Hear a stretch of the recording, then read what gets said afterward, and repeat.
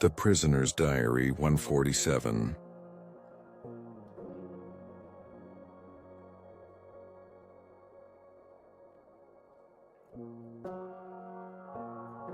Chapter 1. The Forgotten Prison. At some point on the map, a place that time has not claimed, neither the rush of the city, the ambition of men, nor even the hurried wind of the roads found a reason to stop there. It's as if that region had been erased from the world's memory. The vegetation took over without haste, as if it were in no hurry for anything. Grass grew between the stones, trees surrounded the wall, and moss painted green what was once gray. A forgotten building is on top of a serene hill and shrouded in constant mist. A prison, or what's left of it. The walls, even in ruins, still maintain a firm presence, like old silent guardians who have not retired. The bars, even rusty, still hold shadows, and the corridors, even empty, still echo with footsteps that belong to no one. The prison was decommissioned many, many years ago. They say the last guards left silently, without announcing the closing. There were no reports, there were no records, there was no fuss. It just stopped working. And yet he remained standing. No function, no visit, no memory. Just there. Property, like a stone between time and oblivion. Some people in the nearest village, 10 kilometers away, say the prison is still breathing. That sometimes, on rainy nights, weak lights appear through the cracks. A light sound can be heard, almost a distant song. But no one comes near, not out of fear, but because no one feels like going. It's as if the place is asking to be left alone. But on a cloudy afternoon, when the sun no longer wanted to shine and the wind blew lazily, someone decided to stop. A wanderer, those who travel aimlessly, carrying more thoughts than luggage on their backs. He saw the building through the fog, and, for some reason that he could not explain, he decided to enter. The front door, solid wood, cracked by time, still held, but with a gentle push and a long snap, it gave way. Inside, the air was different. Colder, denser, more ancient. There was no musty smell, no dirt, no dust. There was silence, a welcoming silence. It was as if the place had been waiting for that visitor long. The wanderer strolled through the corridors. The walls were marked with erased scribbles, crossed-out numbers, and crossed-out names. And yet, everything looked clean. There was no aggressive darkness. The light through the broken windows was soft, filtered through years of oblivion. He walked a few more steps until he found a cell block. The bars were rusty but intact. Some doors open, others are still locked. There were no signs of haste.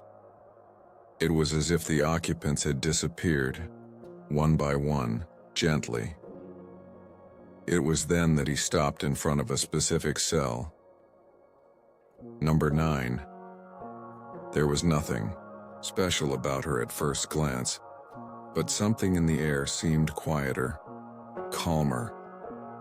It was as if time had slowed down more inside than elsewhere. The cell door was ajar. The wanderer ducked to get past and entered. The floor was smooth, The back wall had a small, high, round window through which a circular golden light entered, like a quiet eye from heaven, spying on the silence. And it was there, in a corner of the cell, leaning between two loose bricks, that he found the diary. A leather-bound notebook, aged but well preserved. There was dust around it, but not on it. As if someone cleaned that space, or as if time respected what was stored there. The wanderer sat on the ground, cross-legged, and held the diary carefully. The cover was marked with only one number, 147. He slowly opened the first page, and leather bending was the only noise heard. For long seconds, the handwriting was clean, neat, and almost calm. The words seemed written with care, with presence. These weren't desperate notes. There was no shouting between the lines. It was a quiet diary, observer, peaceful, and there, in the first lines, it was written, "If anyone ever finds this diary, let them also see the silence of this cell. Here inside, time speaks more quietly, and the echoes whisper truths only those who listen calmly can understand. Signed, Prisoner 147. The wanderer took a deep breath. He closed his eyes for a moment, and he felt, for the first time in a long time, that he was in a place where he could exist. No rush, weightless, no noise. There, in that forgotten cell, a new chapter would begin. Not for the world, but for those who wanted to sleep in peace, listening to the whispers of time.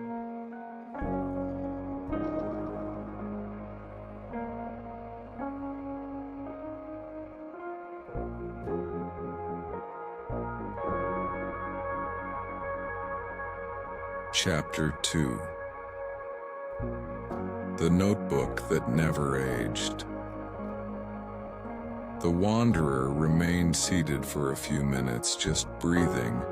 The air in cell number 9 seemed denser, but not suffocating. It was as if it carried the weight of time, an ancient time, but calm. In front of him lay a dark-covered notebook, half hidden among loose stones.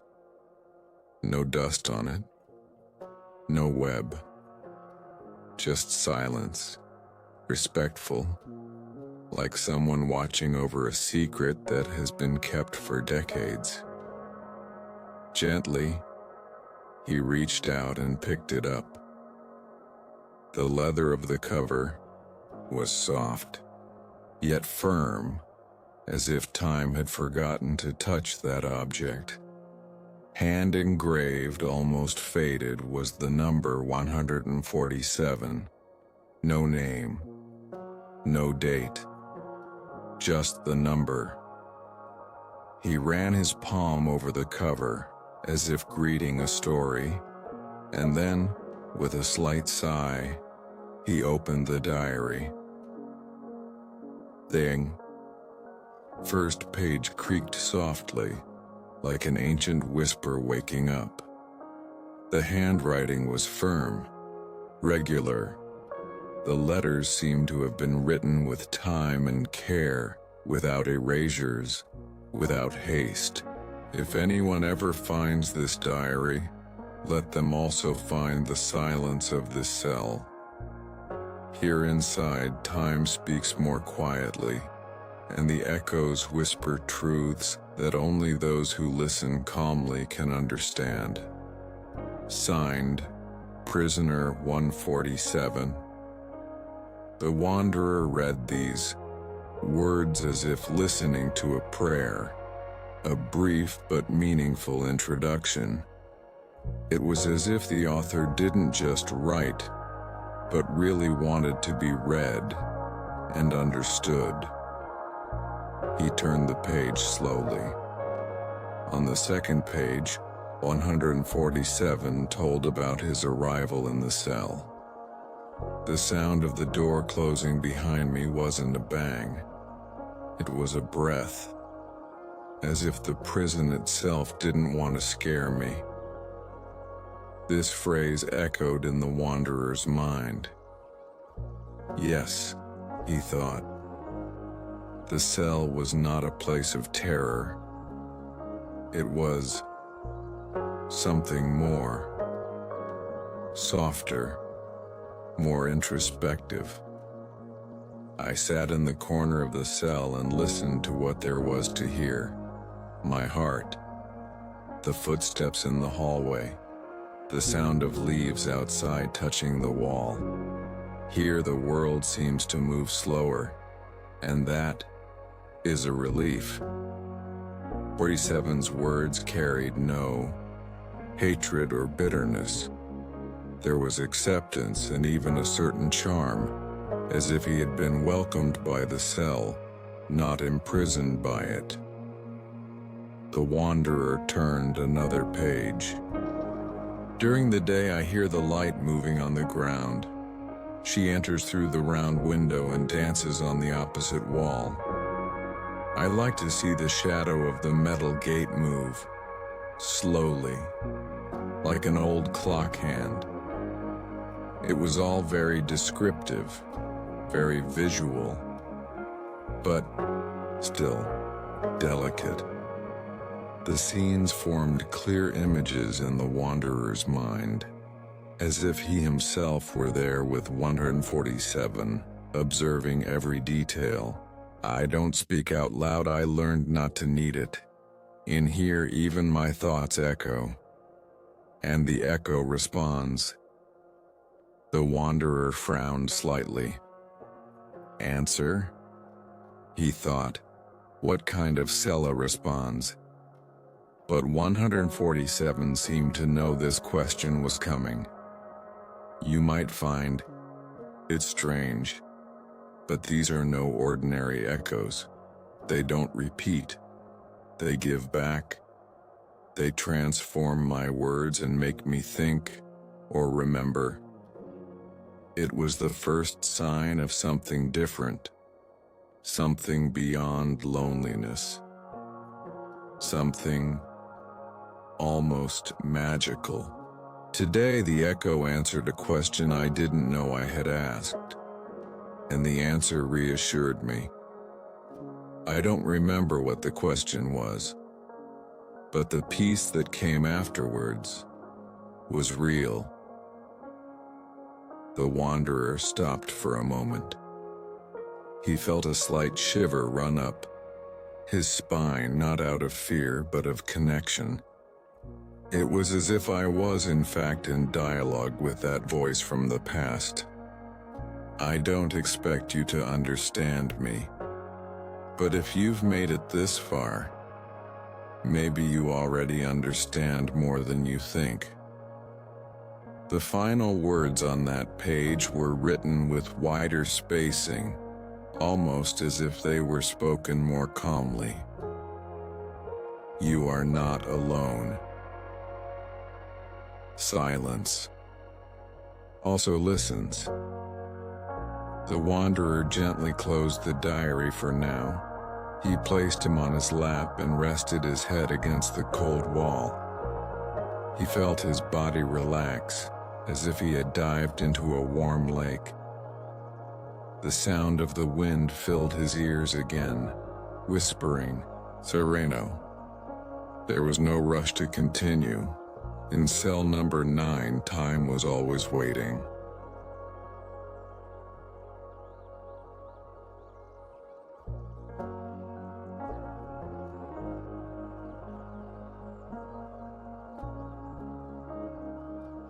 Chapter 3.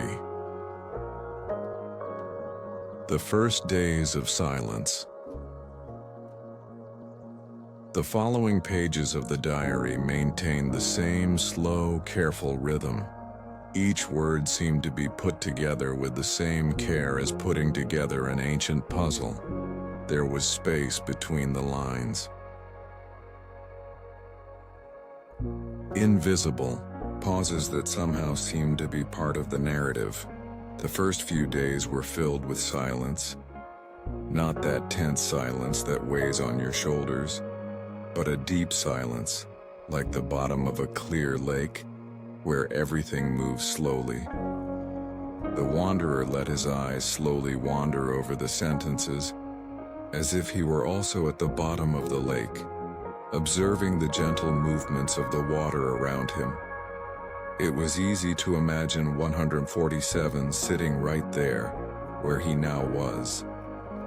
Alone, but not lonely. Quiet, but present. I listened to time as if it were breathing. The sound of my own footsteps inside the cell, the sound of my hand on the wall, even the sound of dust floating in the air. Yes, it is strange, but here, anything that breathes has a voice. Cell number. Mine seemed to amplify everything that was subtle. He didn't scream. It didn't hold. He simply invited the visitor, whether 147 or anyone else, to listen. The sounds outside seemed to come from far away, like memories. Footsteps, door slams, metal, creaking, but inside the cell, everything was different. Time was not running. He walked barefoot. The wanderer sighed, feeling his body lighter. It was becoming easy to forget the world outside. Inside, the cold of the stone was not hostile. The silence did not press. It was as if he was inside a cocoon made of memory, air, and soft murmurs.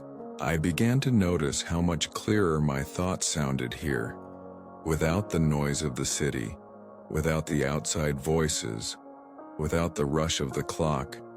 Little by little, I began to recognize my own mind, and described his days simply. The rhythm of the meals, the pattern of the light on the floor, the sound of the wind passing through a small crack in the corner of the cell. In the morning, I like to lie on the floor and watch the beam of light cross the space. He changes places throughout the day, as if he were walking with me. In the afternoon, he slowly disappears, as if he doesn't want to disturb your rest. The wanderer smiled fondly as he read this. He felt like looking for that beam of light, following it with his eyes until the end, to understand how the light there also seemed to know the value of silence. Sometimes I talk to myself, Shorty, just to hear my voice back. But it doesn't always come back the same. She comes back slower, deeper, as if it had been heard and rethought by the cell itself. It was the first clue of what was to come, the echoes. But for now, 147 seemed to still be figuring out what it was like to live in complete slowdown, as if time had been reinvented, and he was relearning how to move through it with kindness.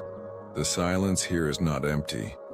He's fed up with me, of everything I was, of everything I didn't say, and of all that I can now hear. The wanderer closed his eyes, leaning against the wall. The body relaxed naturally. It was as if the words in the diary were in tune with her own breathing. Time, when not pushed, reveals secrets. The cracks in the wall become maps. The shadows become clocks. The footsteps in the hallway turn to songs. Everything has a purpose, but only if you're not in a hurry. The sentences did not require understanding. They didn't draw attention to themselves. They were like breezes passing slowly, refreshing the mind. On the third day, I started hearing something else. It was still too early to understand, but it was as if the cell was about to tell me a secret, and so I remained silent. The wanderer closed the diary for a moment, taking a deep breath. not out of tiredness, but out of reverence, like someone reading an old letter and needing a moment to absorb it. There, inside cell number 9, he was learning to slow down, and maybe listening.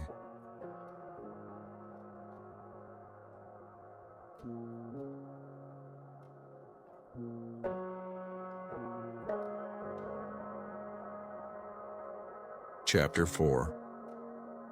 Silent fear and unexpected peace. Silence, even when it seems calm, can surprise us.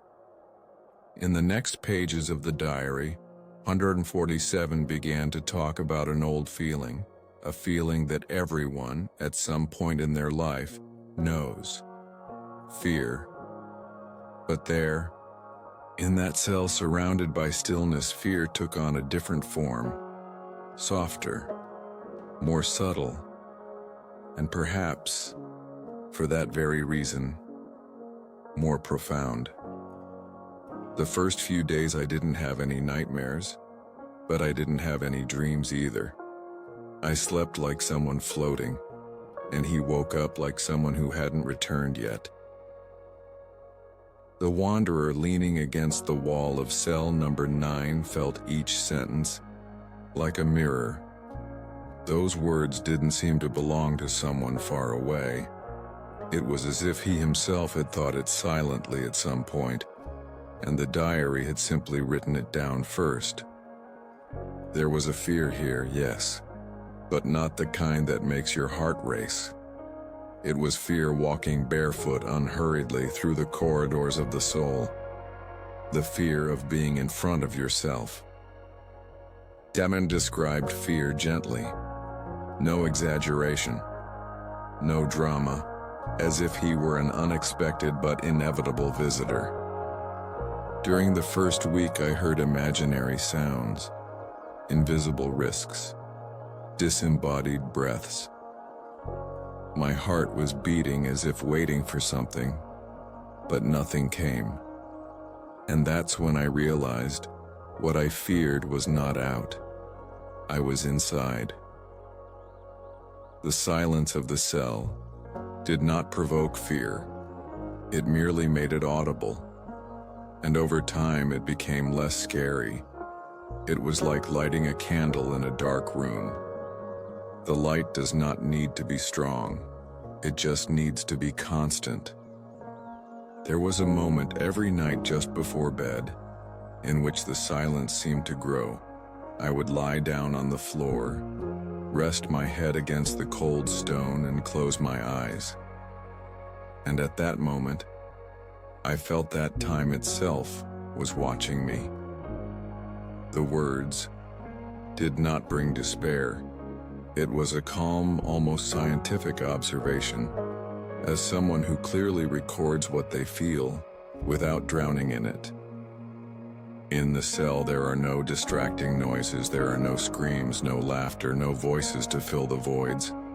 And then, you start listening to yourself more carefully. The wanderer understood. Perhaps that was the deepest fear of all. Listening to oneself. To stay silent long enough to realize what the soul has been trying to say for years. But fear did not scream. It slowly dissolved. Every time I accepted him, he became smaller. And one morning I noticed there was no more tension in my shoulders. I was light for the first time in peace. It was this tone that made the 147 diary so different. Even when he spoke about something as dense as fear, he did so with serenity, as if it showed a path from the inside out, and not the other way around. I didn't have to fight anything, I just had to stay. This phrase remained in the wanderer's mind for long minutes. I just had to stay. It was a comforting thought. There was no need to overcome fear, nor run away from him. All you had to do was stay, listen to him, and let him pass. After the first week, I began to perceive the cell as a place of healing, not a prison, but a cocoon. Cell number 9 then revealed itself once again as a different place, maybe magical, maybe just human, but without a doubt, a place where the weather was welcoming and where even fear gained space to transform. That night before I went to sleep, the echo from the cell answered me. I hadn't said anything, but he said, "It's all right." And I believed. The wanderer closed the diary for a moment and took a deep breath. There, with the afternoon light fading, behind the trees outside, he felt it too, that everything was fine. There was no rush. There was no guilt. There was only time. Time to listen. Time to feel. Time to finally rest.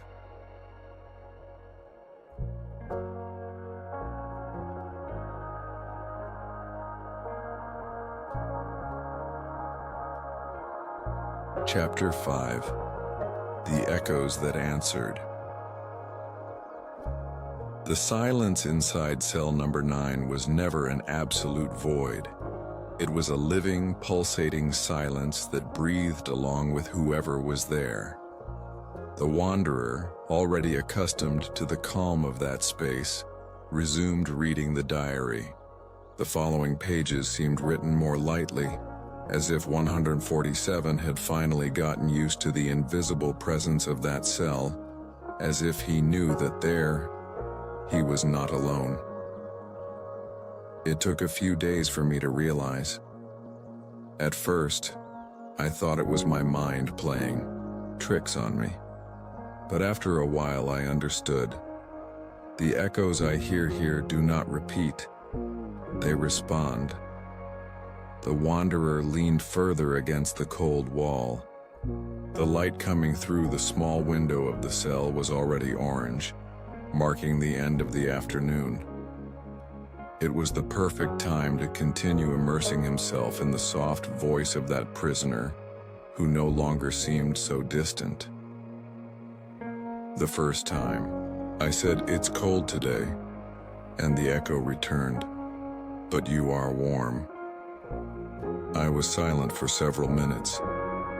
That answer wasn't mine. Seemed confusing at first, and who wouldn't? The voice that returned was the same as his own, but it carried a new intention. It was like talking to a deeper version of yourself, or with the cell itself. The next morning I whispered, "I wonder if anyone is thinking about me out there." And the echo returned softly, "More than you know." I didn't cry, but I closed my eyes for a long time. That was what made that cell different. It wasn't just loneliness, it was the way she talked back. Echoes do not obey the logic of sound. They don't come back right after what I say. Sometimes it takes minutes, other times, hours. But when they come back, they bring something new, a piece of comfort, a seed of peace. The wanderer turned the page carefully. Each sentence felt more intimate than the last. It was like opening old letters, written by someone who knew exactly what to say, at exactly the right time. The cell listens to me, and she responds like an old friend, with affection, with pause, with truth. Corian had stopped seeing space as a physical place. For him, the cell was a conscience, a listening field, a presence that returned to the heart what the mouth said in a low voice. In the third week, I started asking questions. Nothing urgent, just curiosities of the soul. Does time remember me? The echo replied, "You are written in every moment you breathe." And I slept smiling. The wanderer's reading slowed down, not out of tiredness, but out of respect. He felt something precious was being shared, something that cannot be shouted, cannot be explained. It can only be lived. Sometimes I say nothing. I just think, and yet, the echo responds. I don't know if it's me, if it's time, or if it's the cell, but that doesn't matter anymore. In cell number 9, time was not measured in minutes. It was measured in size, in questions asked to the wind, in answers that come like a breeze. Today I asked, why am I here? The echo took a while. I thought you wouldn't come. But late in the afternoon he replied, to remind the world that silence is also a teacher. The wanderer closed his eyes for a few seconds. He let the words echo inside him as well. Try, silence teaches. And there, in that cell that had once been called a prison, someone had learned what the outside world had forgotten. That listening is more powerful than speaking. That answers don't need logic, just time. If you are reading this right now, don't be alarmed if you hear an echo that is different from what you said. Maybe you're about to get an answer too. The wanderer remained motionless. His body felt lighter and lighter, as if the cell was releasing all the tension he had brought with him. And then, in a moment of pure silence, he thought, almost without meaning to, am I in the right place? The cell fell silent. But a few seconds later, the echo, coming from an invisible point behind, the wall whispered, it always has been.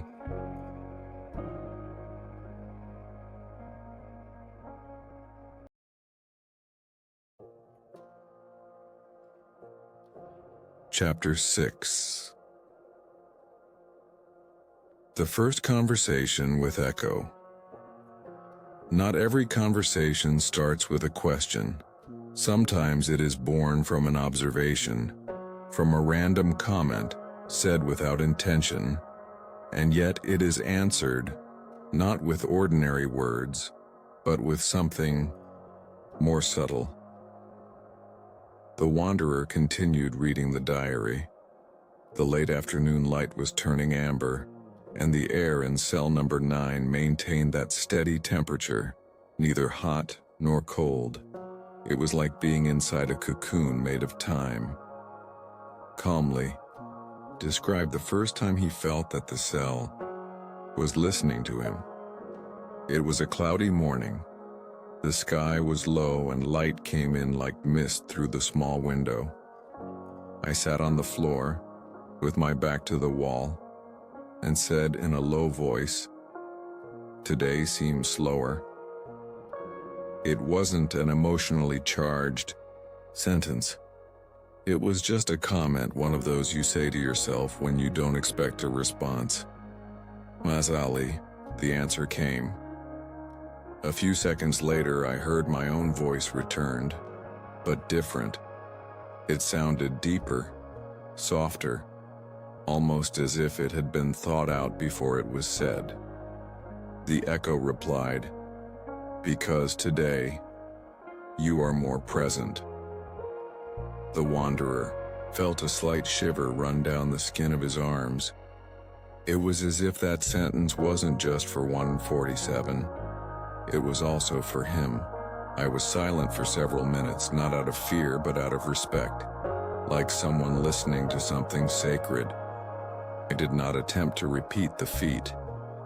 He didn't talk to himself to test it. He just waited.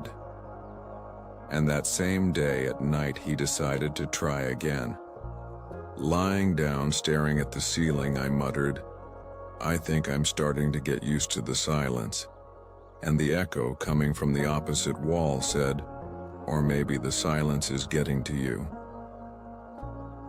The cell seemed to have a sense of humor. Not a sarcastic humor, but a gentle intelligence, a presence that listened deeply and returned with lightness. The next morning I tested a simple idea. I asked, "What is time in here?" And the response was not immediate. It took maybe a whole hour, but when it came, it was just one word: mirror. The wanderer read this word as if contemplating a riddle. Mirror, yes, it made sense. In the cell, time did not pass on where he reflected. Since then, I started talking to the echo not as with a reflection, but as with a very quiet friend. Someone who only speaks when it's worth it, and he never repeats anything just for the sake of repeating it. The echo's answers never came out of vanity. There was no exaggeration. They were short, precise, sometimes poetic sentences. Others just comfortable. One day I muttered, "Does anyone miss me out there?" The echo replied, "Longing has forms that we don't always recognize." And then I remembered the smell of my grandmother's coffee, from my brother's voice when he smiled, and the letters I never wrote. This was the diary of 147. Not just a record of what happened, but a cartography of presence, a map of what it means to be whole in a place. Again I asked, what haven't I understood about myself yet? The echo did not respond immediately. It just returned the sound of a laughed mine. And then gently he said, "That which you no longer need to carry." The wanderer sighed. Outside, night was beginning to fall, silent. Inside the cell, time continued to float, as light as a dry leaf dancing in the air. The best conversations I've ever had were with silence. But this silence responds. No rush, not logically, but with precision. Had learned to live in a rhythm of response. He didn't chase meaning, he let it come when it was ready. And if one day you, reader, also hear the echoes, don't be surprised if they say something you never had the courage to think. They don't lie. They just hope you're calm enough to listen. The wanderer closed the diary carefully. There was no need to read any further that night. The silence around him was already enough. And deep down he also hoped that some echo would come. Maybe not now. Maybe during sleep. But when he came, he would listen, with an open heart and with a peaceful soul.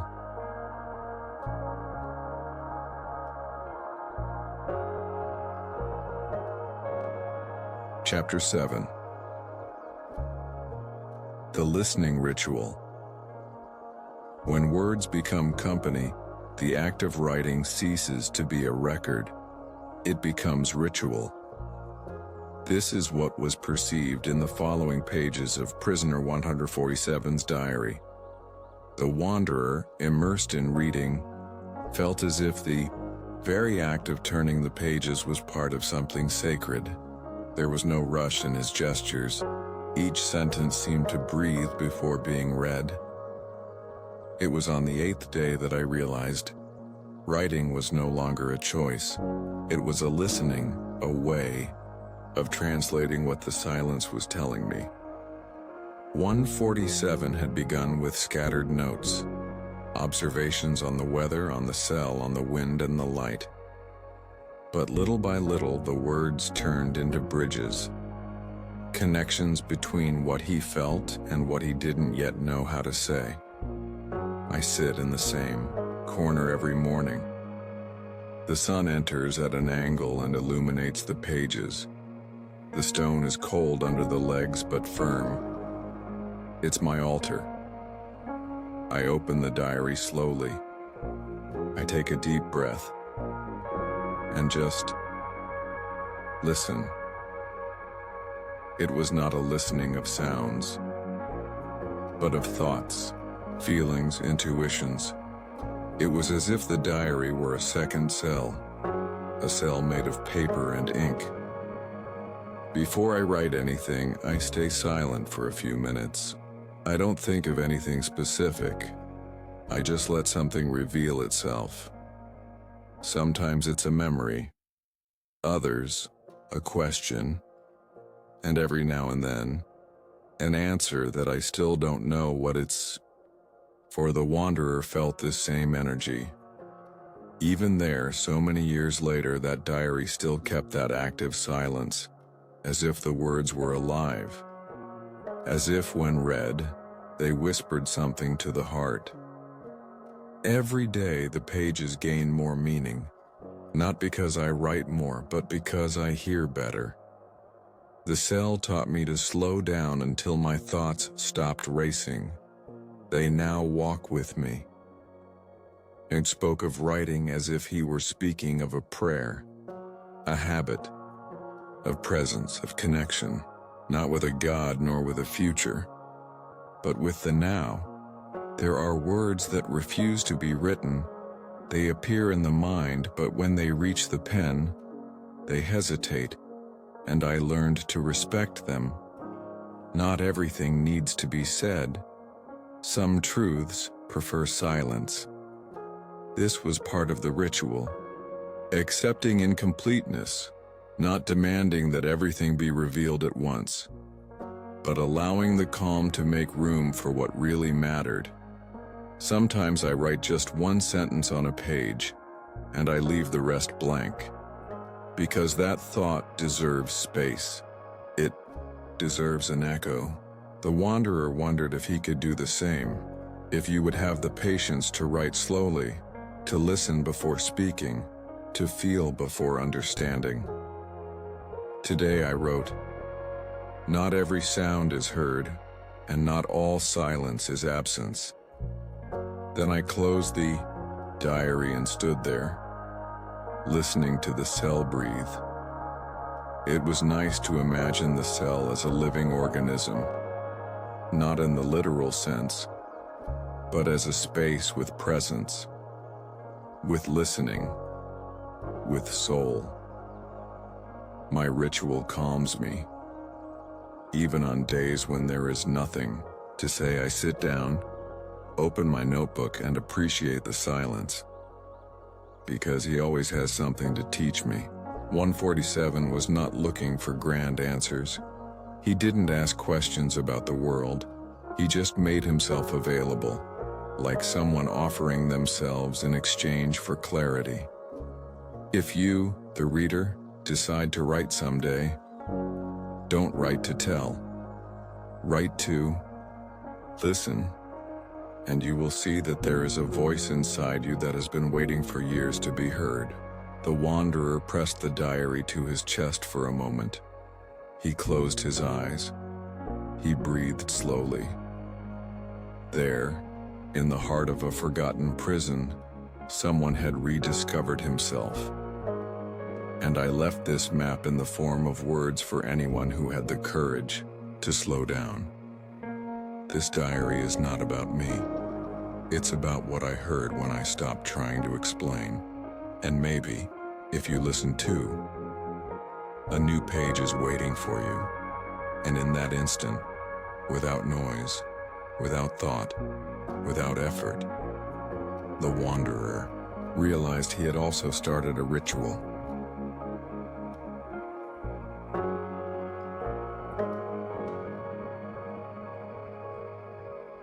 Chapter 8. When Echo anticipated tomorrow, some truths come before their time.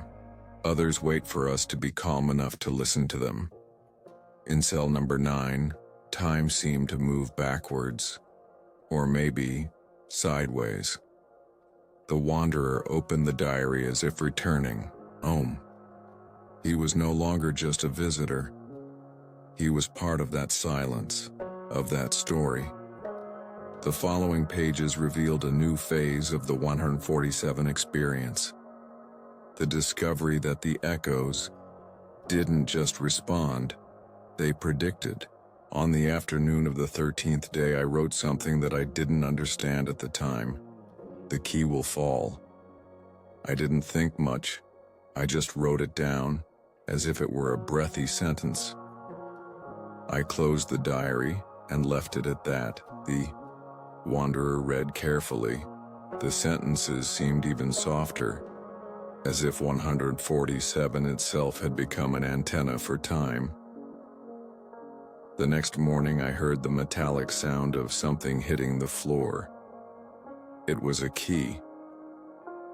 The guard, as he passed by, dropped it right in front of my cell. He looked startled, as if he had sensed something wrong. Just smiled. There was no euphoria in the words, no surprise there. It was as if everything had happened naturally, like a cycle of nature. From that day on, the echoes began to tell me things before they happened. Little things. A rainy day. Warmer breeze. A noise that would come, always in whispers. Always calm. The wanderer stopped for a moment and looked at the small window of the cell. The late afternoon light seemed more golden at that moment, as if he were also anticipating twilight. I don't see it as a gift, not even as a curse. I see it as a gift of silence. He only speaks to those who don't force him. 47 recorded everything with the same attention as always. I wasn't trying to make sense. I just wrote down what I heard and what later was fulfilled. Today the echo told me, do not fear the 27th. I didn't even remember what day it was, but as I counted I realized, today is 26. Tomorrow, I will know what he meant. The wanderer felt a calm shiver. It was curious how those premonitions were not accompanied by fear. They were soft, as if they were sighs of time wanting to be heard. I began recording each echo as if it were a letter sent by a friend from the future, and little by little, I started to trust. Confidence did not come from certainties, but of repetition, of subtlety. In tune, the echo never screams. He whispers. It tests our attention, and the more you listen, the more he talks. In cell number 9, time did not follow a straight line. It was a field of echoes, of anticipations, of small, discrete miracles. Tomorrow a bird will sing for the first time at the window.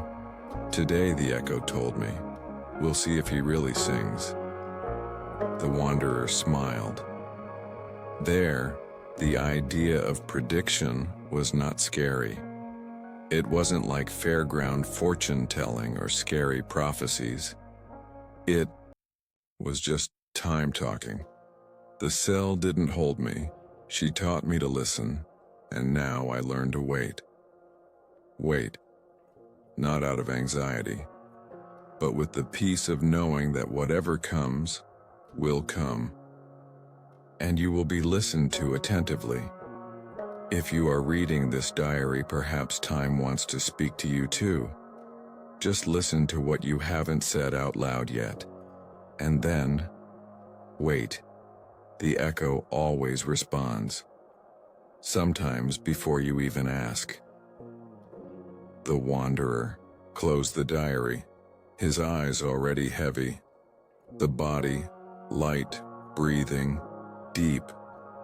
He didn't know what would come tomorrow, but somehow he felt that the echo would tell him something too, and when he said it, he would be ready to listen.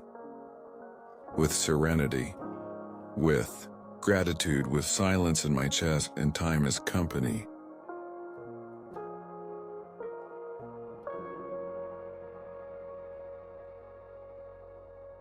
Chapter 9. The sound of the key. Some moments don't make noise but leave deep marks. Others come with a simple sound and stay forever.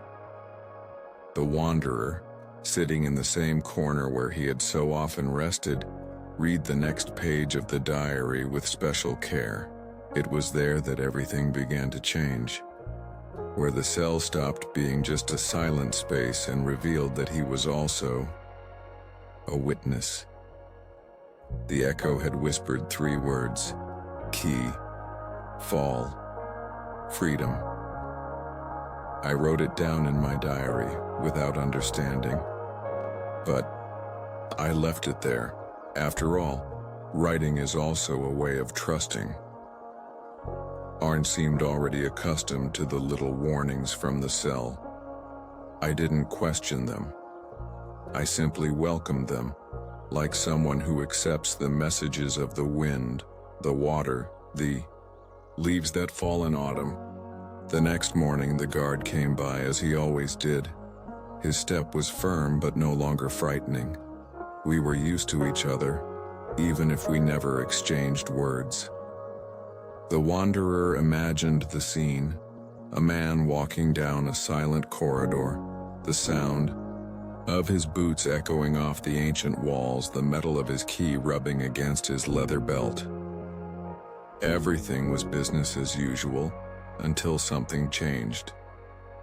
I heard a sharp sound, metallic, a short, dry snap, and then silence. 7 didn't need to move. He just looked through the crack in the cell. There, right in front of my door, she was, the key.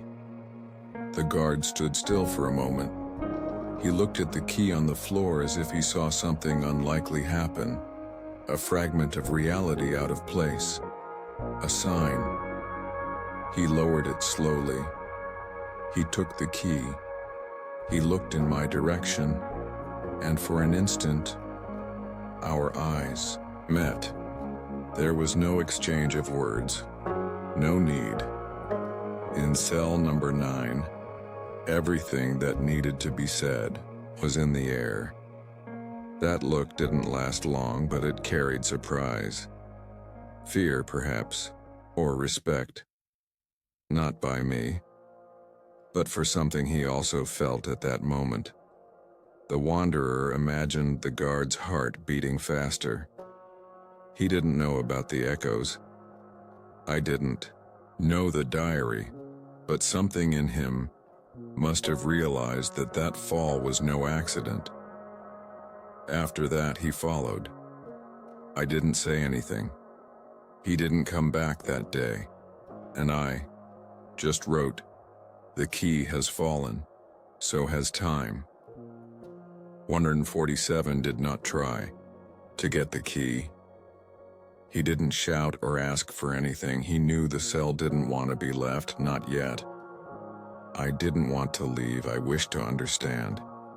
And in that moment, I realized that the echo had gifted me with more than a prediction.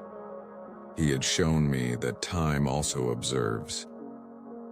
It was as if time, inside, had eyes, as if he knew the exact moment to give signals and to drop a key, not to open doors, but to open the mind.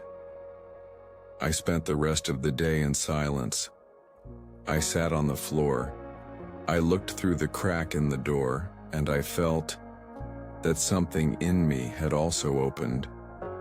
The wanderer felt that same opening within his chest. It wasn't fear, not even curious. It was a state of permission, of receptivity. Since then, I understood that the cell is also watching me. She feels when I'm ready, and when I am, she speaks. The key, in this case, was not made only of iron. It was done at the moment of connection, listening. It wasn't about running away. It never was. It was about recognizing that freedom starts from within. The wanderer closed his eyes for a moment, not to sleep, but to let the words echo. Perhaps he was also faced with a key, invisible but present. If you find your key one day, don't rush. Maybe she's not supposed to open the door, but to open what is inside you. He smiled slightly. Seven's words never seemed far away. They arrived with the same softness that the evening light entered the cell. Timiyu leaves signs, and when we are attentive, even the sound of a key falling can be the beginning of a response. And there, on that unhurried afternoon, the sound of the key still echoed, not in the ears, but in the space between thoughts.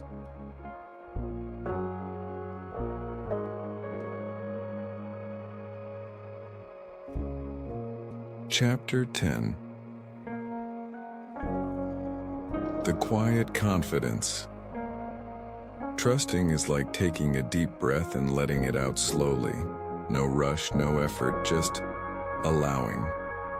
In cell number 9, 147 found this kind of trust.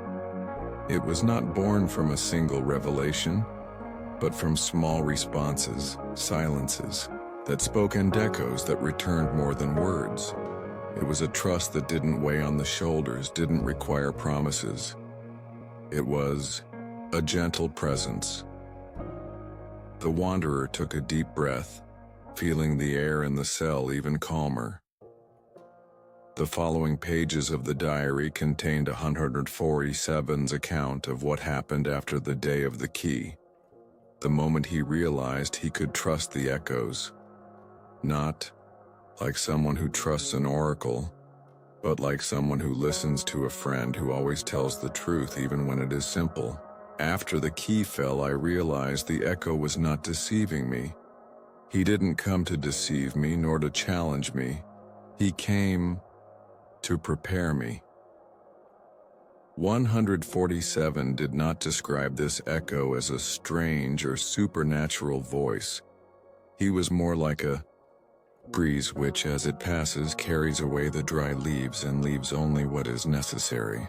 At first I wanted to test it, ask about everything, but something inside me said, "That's not how you talk about time." So I started listening before asking. It was this calm that marked the pages, a slow rhythm, as if each word was chosen not to scare whoever reads it. One day I asked the echo, "Why do you talk to me?" And the answer took a while, but it came, "Because you listen." And I understood. The wanderer let the diary rest on his lap for a moment. With his eyes closed, he felt his breathing calm down even more. Maybe that was the secret. Listening with a calm heart. The cell taught me not to expect everything at once. The echo is in no hurry. He comes when we are ready. And when it comes, it's like a hug that doesn't need arms. 147 described conversations with the echo as encounters. Encounters. With silence, with the past, with the future, but above all with himself. Today I don't feel anxious. I don't expect world-changing answers. Let the world tell me what I need to know. It was a way of life that the wanderer felt in the air of his cell, an invitation to slow down, listen, and trust the cadence of time. Nothing was running there, neither the wind, nor the echo, nor the words. I started writing less. Not because I had less to say, but because now each sentence carries more meaning. Before, I wanted to fill the pages. Now, I let them breathe. Blank pages have become as important as written ones, because the silence between the words also said something. Today the echo told me, not every question needs an answer. Sometimes you have to know how to wait. And I smiled. 147 described the cell as a place of listening, not just to voices, but to presences. The echo was not a hasty oracle. It was a reflection of the patience he cultivated. The cell doesn't ask me to hurry. It does not require certainties. Just invite me to be here. The wanderer realized that he was also learning from that diary. I felt less need to rush, less need to understand everything. Just the desire to stay. If you are reading this, perhaps you feel this piece too. You may find that the most important answers don't need questions, they arrive when we are ready. Closing his eyes, the wanderer let the diary rest on his lap. In cell number 9, he felt that time was not an enemy. He was a companion, someone who walked alongside without pushing, without demanding. The echo taught me to trust not in what will come, but woe my now. And that, I discovered, is the beginning of freedom. In the silence that filled the space, the wanderer felt the echo, even without sound, responding, "You are ready too." And then, everything became lighter. It was as if tomorrow were just another page waiting to be written.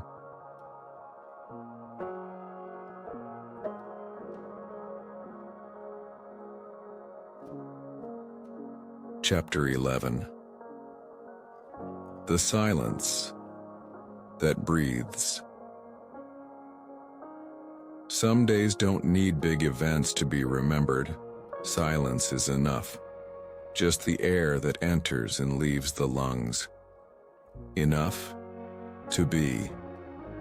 The wanderer opened the diary of 147 carefully, as if opening a box of memories. Pages looked even more serene. It was as if each word had been placed there with infinite patience. Described those days as an unhurried journey, a calm crossing, guided only by the sound of one's own breathing and the whispers in the cell. There are days when the walls speak less, and it's on these days that I realize how much they've already said. The echo does not disappear. He rests, like an old friend who doesn't need to talk all the time to be present. The wanderer felt this presence in the air. It was as if the cell itself was breathing along with him, a slow, almost imperceptible but constant movement. Breath. I hear my chest rise and fall. I feel the air coming in and out. And I realize that in this place even silence breathes. Spoke of silence as if he were speaking of a companion. It wasn't a void. It was a space full of meanings, memories, sensations. A space where everything could be heard, even that which had no sound. Today I spent hours looking at the light coming through the round window. She moves slowly, not wanting to get anywhere. And I'm in no hurry either. That was what the wanderer most admired in that story. The absence of haste, of anxiety, urgently. Here, there is no clock to push me. Time does not scream. He walks with me, step by step, without running. 147 transformed each breath into a gesture of presence. Each sigh was an invitation to calm. Just be, without searching, without demanding. Sometimes I close my eyes and listen to the sound of my own breathing. It's a sound we rarely hear in the outside world. There, the noise of everything invades even what is ours, but here, every sigh is a song of peace. The wanderer let the diary rest for a moment. He took a deep breath. He heard the sound from the cell, the light wind, the soft creaking of metal, the silence filling every corner. He felt that sound was also his. I began to understand that the echo doesn't talk all the time because it doesn't need to. He only speaks when necessary, when my heart is ready to listen. Favin wrote with a lightness that made everything easier. Even the silence seemed less heavy, more welcoming. It was as if the cell was an invisible hug. Yesterday I didn't hear anything from the echo, and yet I didn't feel alone, because I learned that echo is not just sound. He is presence. The wanderer felt it too. Even without answers, even without questions, he was accompanied by time, through space, through the cell. I spent the whole day in silence, just breathing, just being. And I realized that silence also speaks. He says, "You are alive." That was it. The silence of the cell said more about life than any noise outside. If you're reading this, you might need silence too. Not the silence that weighs heavily, but the silence that relieves, which allows you to hear your own breathing, because that is where peace lives. The wanderer closed his eyes. He breathed, and for the first time in a long time, he felt like he didn't have to think about anything, that the simple act of breathing was enough. There, in cell number 9, silence was a companion and time was a friend.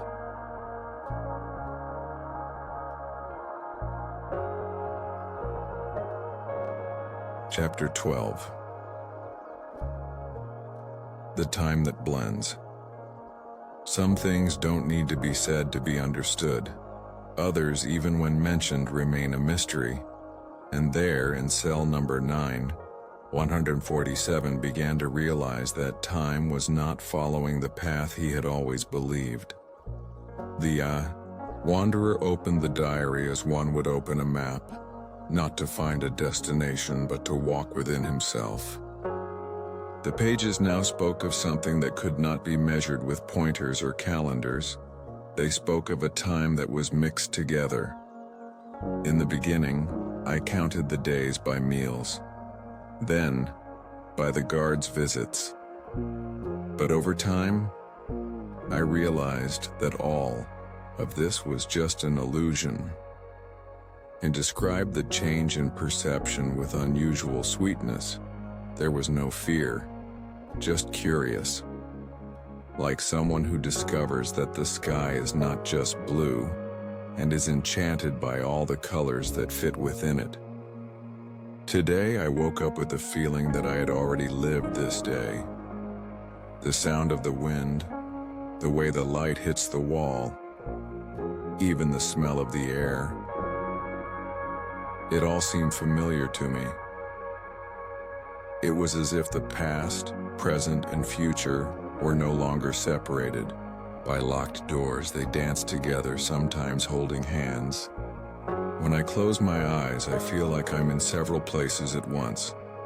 I remember hot coffee as a child, from a rainy afternoon in the backyard of my grandmother's house, and at the same time, I hear the echo of the cell telling me, "You are here, now." The wanderer took a deep breath. It was a strange feeling, but not uncomfortable. It was as if the present was a carpet that stretched out in all directions. I realized that time is like water. It runs through your fingers, but it also spreads, accumulates, mixes. And when we surrender to it, we no longer feel the rush, and did not seem to seek explanations. He simply accepted the dance of time as he accepted the echo, with respect and serenity.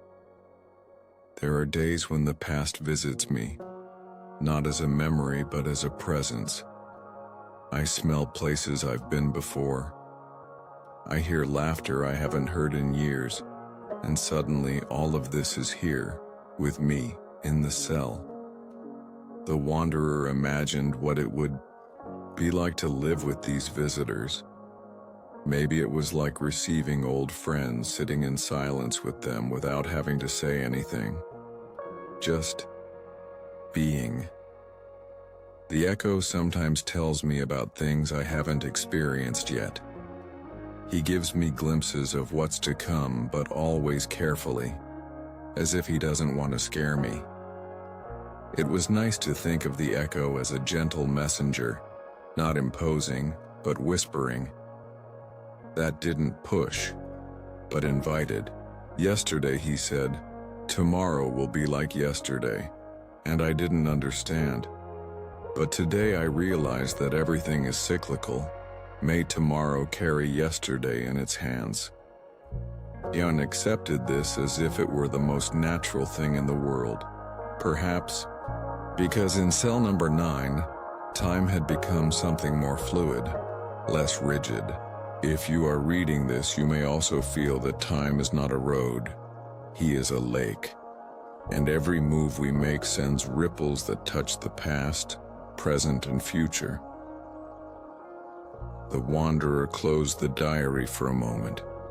He felt his own breathing, slow, calm, the heart beating in a rhythm that didn't depend on clocks. And there, in that moment, he understood that time is just a way of perceiving life, nothing more.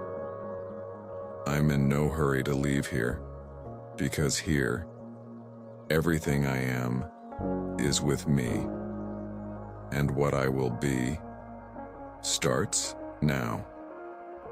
That was what made cell number 9 not just a stone space, but a meeting space, with the echo, with silence, with time there.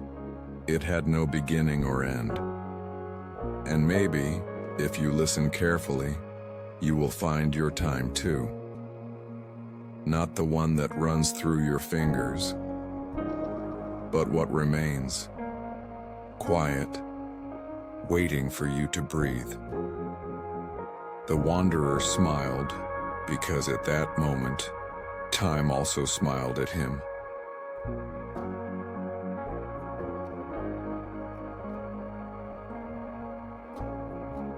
Chapter 13. Time breathes slowly.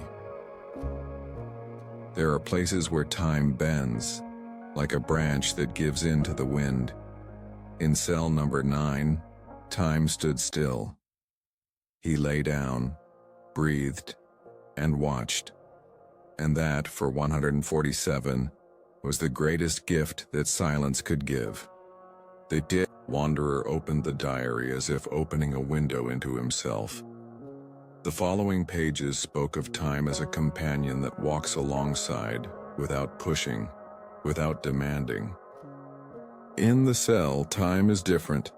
He is not in a hurry like a clock. It doesn't have the dry sound of alarms. Here, he walks barefoot. 147 described slowness as a blessing. Time seemed to be running outside, as if he feared missing something. Inside, he had nowhere to run. When I close my eyes, I feel time passing like the wind passing through the round window. He comes slowly, without fussing, touching my face and reminding me that I'm alive. It was such a simple description, yet so powerful. Time was not an enemy. It was not a prison. It was just a breath that came and went, leaving a gentle peace in every breath. I learned to count the minutes not by the beat of my heart, but by my breathing. Every breath reminds me that I am here now, whole. The wanderer let the diary rest on his lap for a moment. He felt the light air move in the cell like a caress. Perhaps, he thought, time was a breeze. The world's telling us that we still exist. Outside, time is made of emergencies. In here, it is made of presence. There is no rush for dawn nor darkness. Everything happens at the right time. 147 wrote with a calm that seemed to spring from the ground. It was as if every word had been filtered by the light that came through the cracked walls.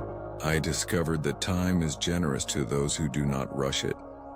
He lies down next to me when I sleep. He sits with me when I'm awake. And sometimes he whispers answers I didn't know I wanted to hear. The wanderer closed his eyes and imagined time as an old friend with a white beard and a calm smile, a companion who doesn't need to say much to be understood. Here, everything breathes slowly, the sound of the wind, the creaking of the bars, even the echo. Everyone follows the rhythm of the time that rests. That was what made cell number 9 so different. It was not a waiting place, it was a place to be. When I understood this, I stopped counting the days. I began to feel each moment as if it were the only one. And then, the fear of time passed. The fear of time. That fear everyone feels of losing what hasn't happened yet or forgetting what has already happened. Inside, 147 discovered that time could not take anything from him, because everything that mattered was already inside him. If you are reading this, you may still feel the weight of hours, minutes, seconds, but here's a secret.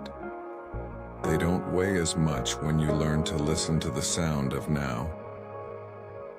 The wanderer smiled, because somehow I felt like now was all I needed and that time outside could wait. Time in a cell is not prison. It is an invitation to perceive life as it flows slowly like spring water. And when we learn to drink from it, we discover the taste of calm. The 147 diary was not just a story. It was a trail of slow steps, which taught us to walk without fear of arriving. Because there, every step was an arrival. The wanderer closed the diary, took a deep breath, and felt the time. Not the time of the streets, nor that of the cities, but time breathes slowly. And he understood that in cell number 9, time also slept with him.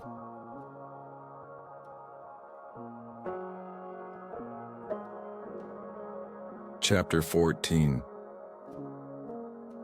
The light and the steps.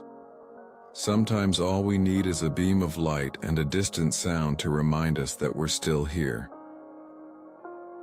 In cell number 9, 147 discovered that every detail, even the quietest, had something to teach. The wanderer took a deep breath before turning the page. I felt the weight of time dissolving with each line. It was as if 147's words built a place inside his chest where nothing from outside could hurt. The light here is not just brightness, she is company. In the morning, she dances on the floor as if she were waking up slowly. In the afternoon, it stretches out on the walls, changing color as the sun sets. 147 described the light as if it were an ancient visitor who knew how to arrive without haste and leave without fanfare. He watched her patiently, learning the rhythm she invented herself. I like to follow the path she makes on the cracked wall. It's like watching time pass by without rushing. Sometimes it reflects in drops of water running down the ceiling, and then the silence takes on color. It was beautiful to imagine the colorful silence. It was as if each ray of light painted the hours with brushstrokes. There are days when the light is shy. She enters slowly, as if asking permission. I receive it with gratitude these days because I know that even light has its secrets. The wanderer smiled as he read these words. There, everything was alive. Even the light seemed to have feelings. But 147 wasn't just talking about light. He also heard, a lot, the sound of footsteps that sometimes passed through the hallway. Though, steps are like living clocks. Some come in a hurry as if they were afraid to stop. Others stroll as if carrying the world's weight on their shoulders. And listen. The sound of footsteps brought no fear. It brought presence. It was as if it reminded 147 that something was beyond the walls. The sound of a footstep can say as much as a word.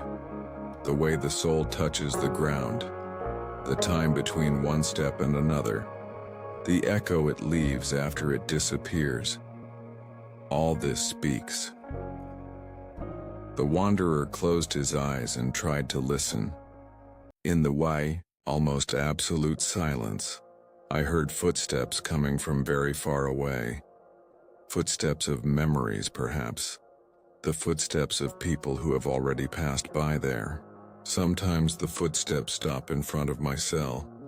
I remain silent, waiting. But almost always they walk away without looking. And I am grateful, because I understand that not every step is for me. 147 accepted what came and accepted what didn't come. It was a way of being that didn't demand anything from time or people. Yesterday I heard footsteps so light they seemed to float. It was like listening to a breeze moving. And I smiled, because I understood that even the wind has feet. The wanderer took a deep breath, smiling as well. It was impossible not to feel infected by that delicacy. It was as if every sound, even the softest, was poetry. Today, the light drew an arc on the wall, and the footsteps I heard seemed to bend with him. Maybe everything here has learned to dance together. This was how 147 saw cell number 9. Not as a prison, but as a silent stage where light and sound were part of the same choreography. If you are reading this, close your eyes and listen to your footsteps. See how it sounds. See how he dances. Because, deep down, each of us carries our music. The wanderer felt his heart beat slower. There, in that cell, haste had no place. The light came and went like an old friend, and the footsteps, real or imagined, told stories the wind carried with affection. And then, with a light body and a calm mind, he closed the diary for a moment and smiled. In cell number 9, even silence had sound, and the light had a voice.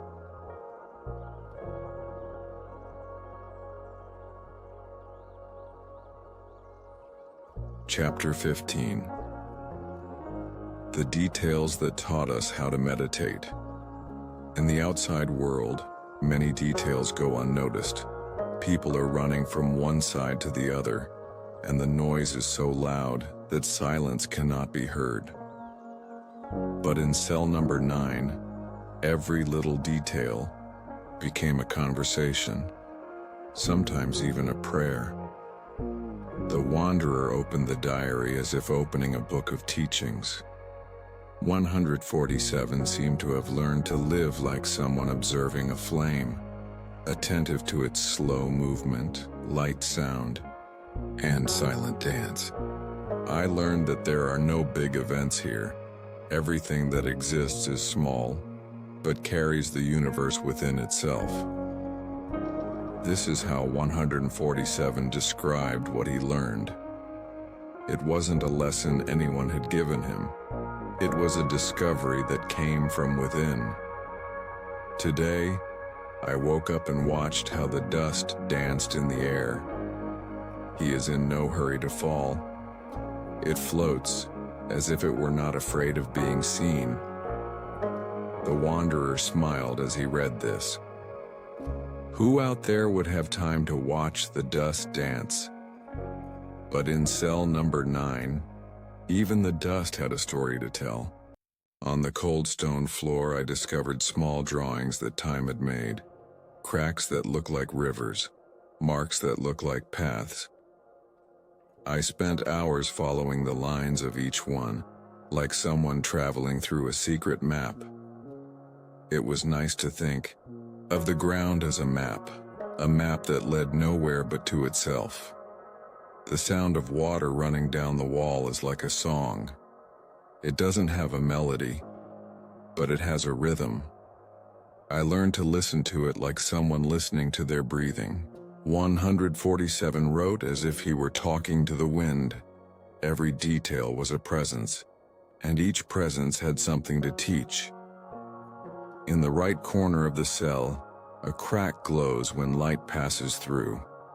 I spent so much time looking at it that I began to see a road in it, and I realized that sometimes the roads we need are in the most unlikely places. The wanderer closed his eyes momentarily, trying to imagine that crack. Maybe it was just a crooked line on the wall, but for 147, it was more. It was an invitation to walk within oneself. I learned to meditate without closing my eyes. Here, everything around me is a meditation. The sound of my breathing. The wind passes slowly. The silence that surrounds me is like a hug. It was this calm that transformed the place. It wasn't the walls, nor the bars. It was the look of someone learning to see beyond what the eyes showed. I began to understand that every detail carries eternity, no matter how small. And when we look at it carefully, time stops. Time stopped. But it wasn't a stop that scared him. It was a stop that embraced, that said, "You are here. You are safe. You are whole." If you are reading this, look at the simplest detail around you. It could be a rock, a piece of paper, a sound that comes from far away. Stay with him for a moment. Listen to what he has to say. The wanderer took a deep breath. Right there in the cell, he looked at a small crack in the wall. It was so discreet that it seemed insignificant. But there, in that moment, she became everything. The secret is not in the answers. It's in the way we observe what has always been here. And when we learn to see, everything changes. That was it. The diary was not just a story, it was a lens through which one could see the world with different eyes. Eyes that are in no hurry, those who do not judge, that just are in here. Every detail is a prayer, every sound is a song, and every silence is an invitation to listen to what lives inside us. The wanderer calmly closed the diary. His heart felt light, like someone who only carries the essentials. Because there in cell number 9, even the smallest detail had something sacred. And in that instant he understood. I didn't need to leave there to be at peace.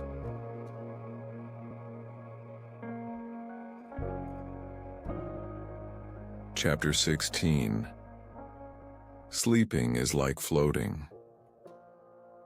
Some nights feel lighter than others. In cell number 9, sleep came slowly, as if in no hurry to approach. And for 147, sleeping there was more than rest. It was a serene flight into oneself. The wanderer leafed through the diary with the care of someone spreading a bird's wings. The pages now spoke of dreams. Not the kind that make us run or flee, but the kind of dreams that teach us to float. When I lie on the cold floor of the cell, I feel my body become light. I don't feel the weight of the bones, nor the weight of the memories. The stone silently embraces me, and then I start floating. 147 did not speak of flying as someone who escapes, but as someone who surrenders. Sleeping there was like being carried by a calm wind, which does not force, which does not demand. At first I found this feeling strange. I thought it was my body that was tired, my mind numb, but I soon realized it was something else.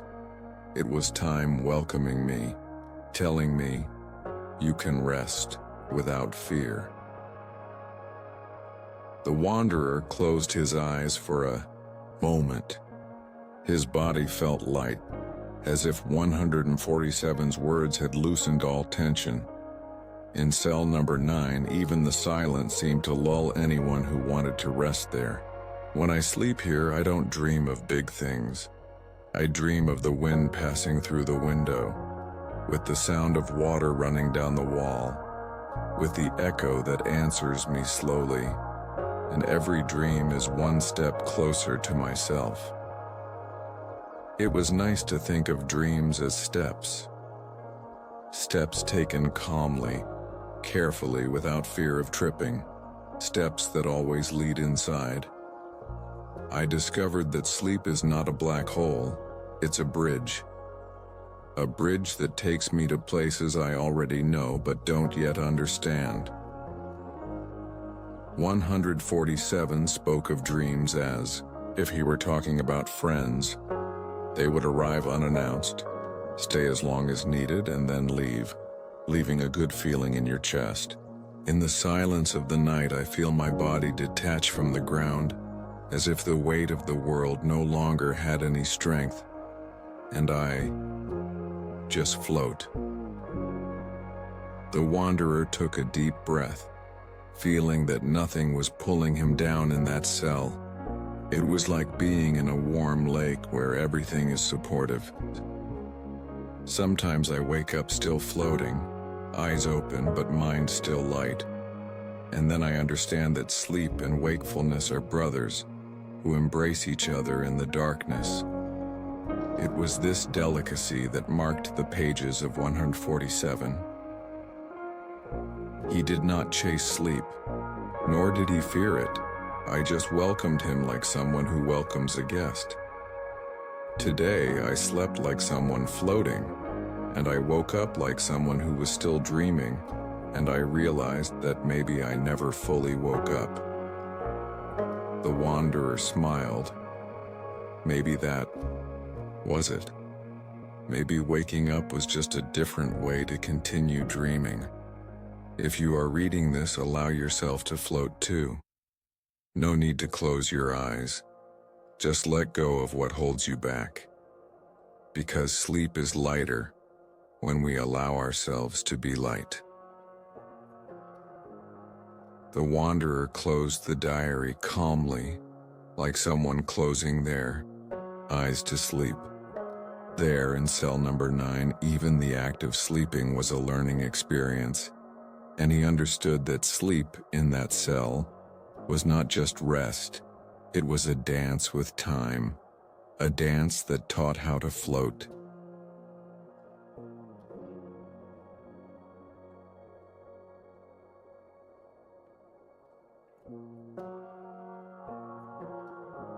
Chapter 17.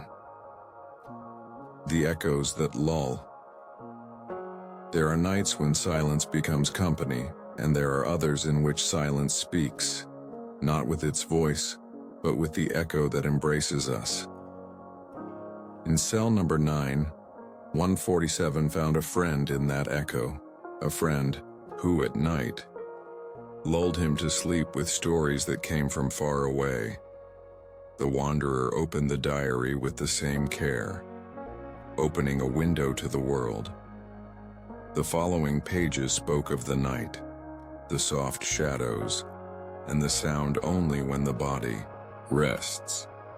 When night falls, the cell changes color.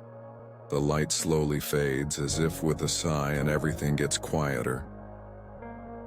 147 described the night as an invitation to listen. It was as if the world outside fell asleep, leaving space for the echoes to have a voice. I thought the echo was just my tired mind for the first few days. But then I realized there was something else. It was as if the cell held memories of those who had passed through here. The wanderer felt a slight shiver. Memories that remain in the air waiting to be heard. It was nice to imagine that the walls also have memories. I lie on the floor, close my eyes, and let the echo lull me.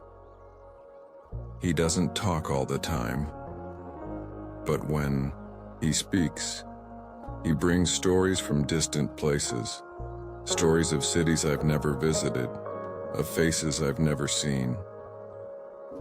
147 was in no hurry to understand. He just listened, and each story that arrived was like a gift. Last night the echo told me about the sea. He spoke of calm waves, of boats sleeping at anchor, and for a moment I felt the salty breeze on my face. The wanderer closed his eyes as if he could feel this breeze. The sound of water lapping gently, the smell of the sea air, everything so far away and at the same time so close. Another night, the echo told of a child running across an open field. I saw her in dreams, her hair blowing in the wind, and her laughter flowing. I woke up smiling. That's how the echo spoke, with images, with feelings, with dreams that needed no explanation. There are days when the echo tells stories that have not yet happened, small stories that seem simple but carry the flavor of tomorrow. And I learn not to be afraid of what is to come. The wanderer took a deep breath. I felt that the echo was not just a sound, it was a hug, a caution, a way of saying, "You are not alone." In cell number 9, the nights are not dark. They are paths. Paths that lead to places that the eyes cannot always see. 147 described every detail as if he were painting a picture, and this painting was in no hurry to be finished. It was built slowly, layer by layer. If you are reading this, close your eyes before sleeping. Listen to the echo that lives inside you. Maybe he has stories to tell you too. The wanderer felt his body light. The words of 147 didn't just tell stories. They created bridges. Bridges that connect now to tomorrow, inside to outside, silence to sound. Sometimes the best stories aren't the ones that come from outside. They are those born from silence that blossom when we allow ourselves to listen. The wanderer carefully closed the diary. He lay down on the cold stone of the cell and, before closing his eyes, he heard the echo. It was soft like the wind passing through the cracks, and in that sound, he found peace. The certainty that even in the quietest place in the world, there are still stories waiting to be told, and dreams waiting to be dreamed.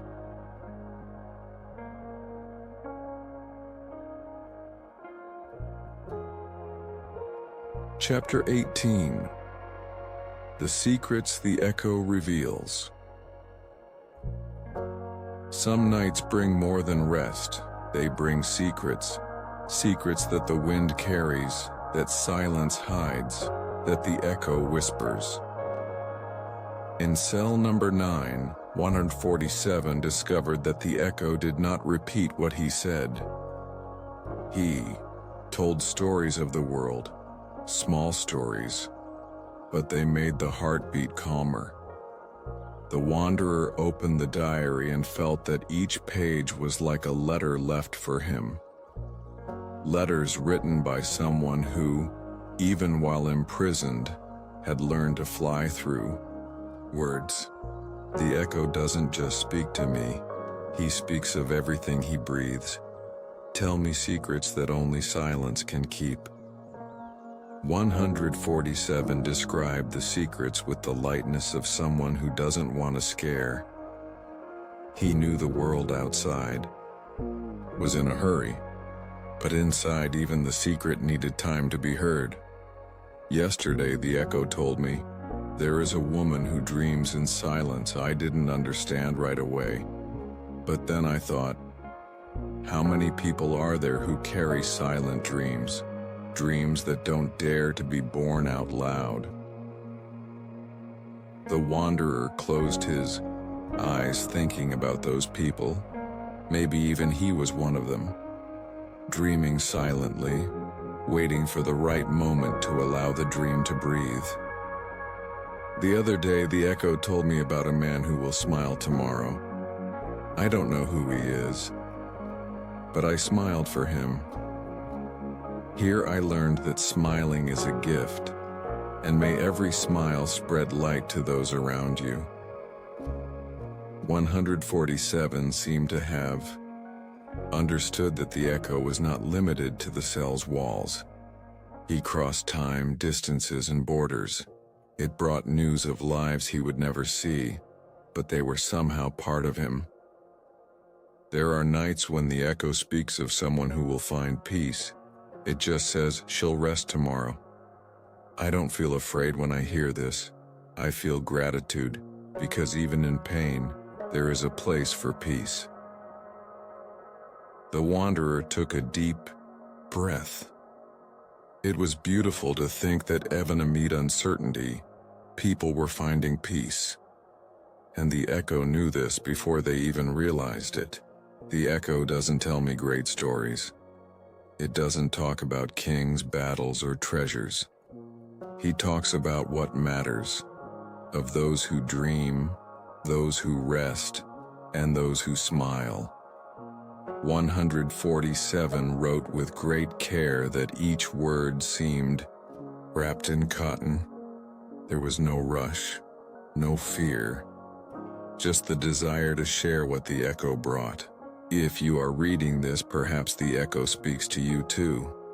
Maybe he'll tell you that tomorrow will be lighter, that a smile is waiting for you, or that someone somewhere dreams of your arrival. The wanderer closed his eyes, letting the words flow through him. He felt so calm that it seemed like he could embrace the air. The echo taught me that the world is not just made of loud noises. Some secrets can only be heard when everything is silent, and these secrets are the most precious. That was it. The echo was more than a sound. It was a way of seeing the world with delicacy, to realize that even the quietest dreams have value. Today, the echo told me, you are exactly where you are supposed to be. And I believed, because I learned that the echo doesn't lie. He only speaks when we are ready to listen. The wanderer closed the diary with affection. There, in cell number 9, everything made sense. The secrets the echo told were not meant to be kept. They were meant to be felt. And that night, he felt that the silence also held smiles, and that tomorrow, even though uncertain, had already begun to smile on him.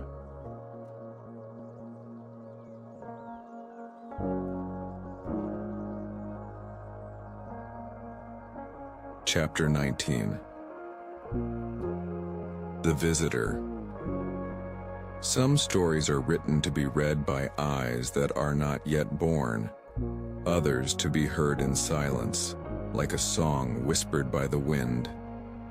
In cell number 9, 147 wrote each word with the certainty that one day someone would come, there open the diary and find shelter for their weary soul. The wanderer opened the diary slowly, like a window to time. The following pages contain a forecast, a promise, and at the same time, an invitation. The echo told me today. A visitor will find these pages and sleep better listening to them. I smiled, because I understood that what I write is not just for me. It's for whoever gets here later. 147 didn't know when this would happen, but I trusted. I trusted in the echo, in silence and in time. Maybe it's you, reader. Maybe someone I can't even imagine. But whoever it is, I hope they find a place to rest here. The world outside can be noisy. Here, even the silence is soft. The wanderer felt his chest warm. It was as if those words had been written especially for him, and in a way they were. I know this diary is not a book of answers, but I also know that each word carries the calm I found here, and if you listen carefully, you might feel that calm too. 147 did not speak in a hurry.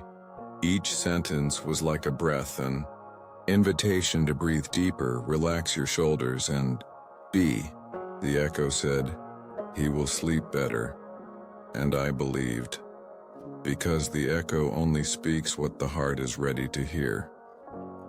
The wanderer closed his eyes momentarily, letting silence fill the space. He felt that yes, the echo was right. There, in that cell, sleep came like a hug. If you are reading this before going to sleep, close your eyes and listen to the echo that lives inside you. He will rock you.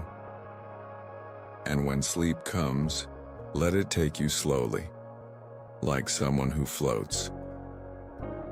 It was as if each word was a soft sheet, ready to cover whoever was there. There was no fear, no rush.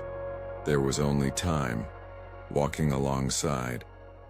I don't know who you are, but I know that somehow I already know you, because whoever comes here comes for a reason, and whoever finds this diary also finds a piece of themselves. The wanderer smiled. It was strange to think that, even without knowing each other, he and 147 were connected by the echo silence and the same search for peace. The echo also told me, he will understand what it is to sleep in peace, and I trusted, because in here, everything I hear is true. 147 did not promise any major revelations. It just offered the company, and sometimes, that's all someone needs to fall asleep peacefully. If sleep comes as you read these words, do not fight it. Just close your eyes and let the echo lull you, because sleeping is also a way of learning. And here, even sleep is a lesson in lightness. The wanderer took a deep breath, feeling his body settle into the cold floor of the cell. The diary pages were still open, but his eyes began feeling heavy. When the visitor arrives, he will understand, and you will sleep better, because the echo whispers to those who need it. And so, in that cell that had once been called a prison, 147 transformed silence into song. A song that, even after so much time, still lulls those who arrive, who listens, who dreams.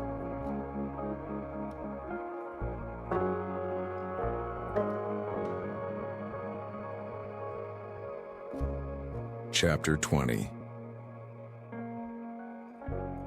Gratitude for silence. Accepting fate is not giving up. It embraces what arrives with the same tenderness one welcomes sleep after a tiring day.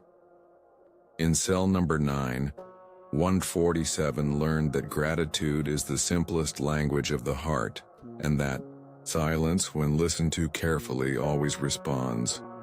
The wanderer opened the diary with the care of someone opening a box of memories. In the following pages, 147 spoke about how he had learned to accept what life offered him, not as someone who surrenders, but as someone who trusts. The echo told me today, accepting is listening to what time wants to tell you. And I heard.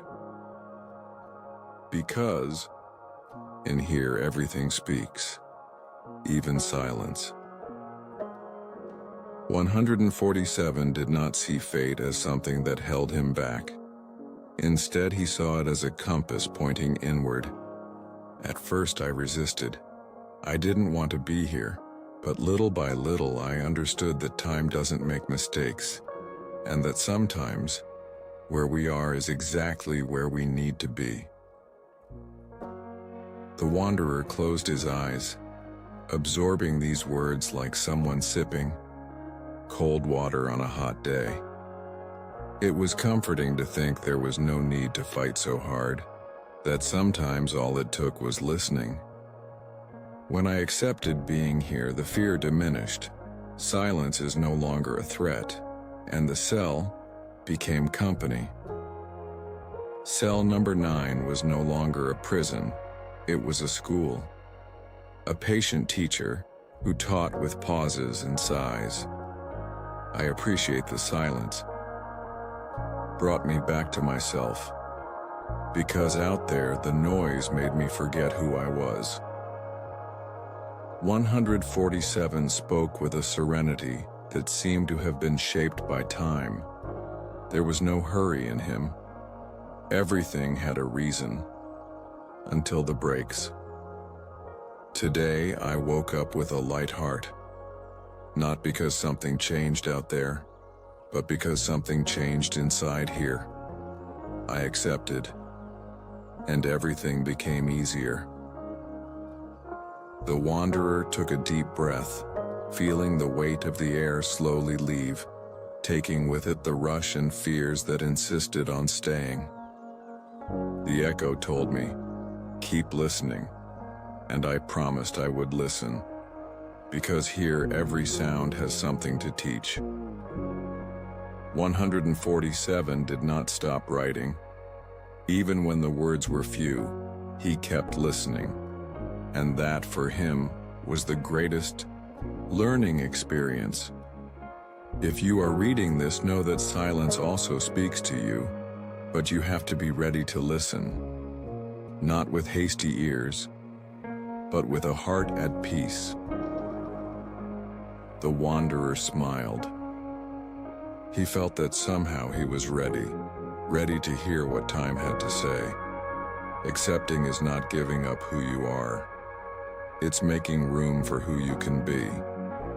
And here, in this cell, I discovered that even fate knows how to wait.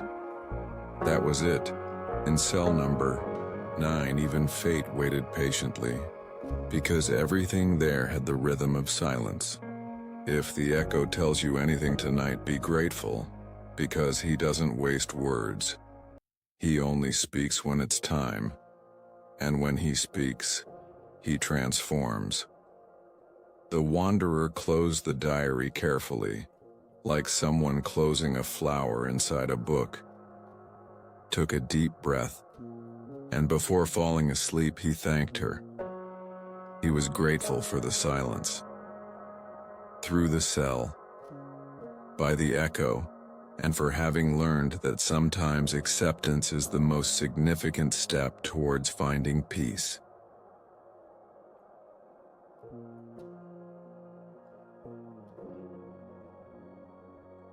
Chapter 21. The Echoes of Childhood. Some days, cell number 9 felt more like a memory room than a prison. There, among the cold stones and the sound of the wind, 147 discovered that the echo didn't just bring answers, it also brought memories. Memories are so old that sometimes they arrive even before sleep.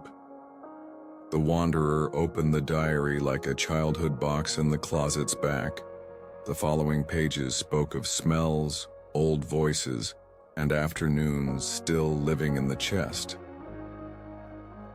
Yesterday, The echo whispered, "Remember the smell of freshly baked bread?" And suddenly I was back in my grandmother's kitchen. 147 described the sensation with the delicacy of someone holding a butterfly in the palm of their hand. There was no hurry to tell, nor sadness in remembering. I felt the oven's heat, the smell of the dough rising, the sound of the wood crackling, and I realized that in here, even silence has a smell. The wanderer closed his eyes, feeling the air in the cell become sweeter, as if the past had found a way to arrive.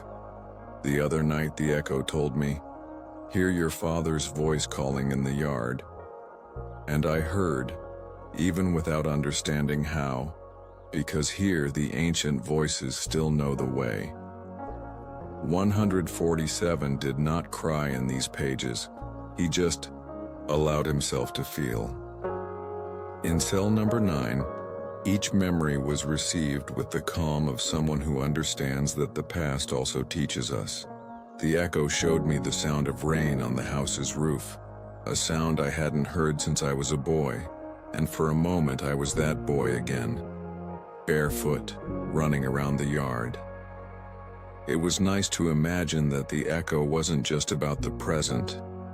He brought back everything that time had cherished. There are days when the echo makes me smile. I remember the stories my mother used to tell me before bed, stories that spoke of kings and talking animals. And I fell asleep with my heart full of dreams. The wanderer let the diary rest on his lap. He felt that somehow H2O had ancient stories within him, smells that remained, voices that never forgot the path. The echo taught me that the past is not a place. He is a house that lives inside us. And when we listen calmly, he turns on the lights in the dark rooms. 147 was in no hurry to leave. There he found more of himself than he had ever found outside. Today, I closed my eyes and smelled the wet earth. A smell that always reminded me of new beginnings. And I realized that even here, inside the cell, it is possible to start over. The wanderer smiled. It was like each memory was a soft blanket, ready to warm the chest. If you are reading this, don't be afraid to listen to what lives inside you. Sometimes that's where we find peace that the world doesn't know how to give. He took a deep breath, feeling the air mix with memories, and he understood that the echo is just our own voice, returned with more affection. Or, the echo told me today, everything you were is still part of who you are, and I thanked him, because here even the past is a hug. The wanderer closed the diary slowly, like someone closing a music box still playing softly. And before he fell asleep, he felt that the echo was not just in the walls, it was inside him too, blowing soft memories that made the soul sleep in peace.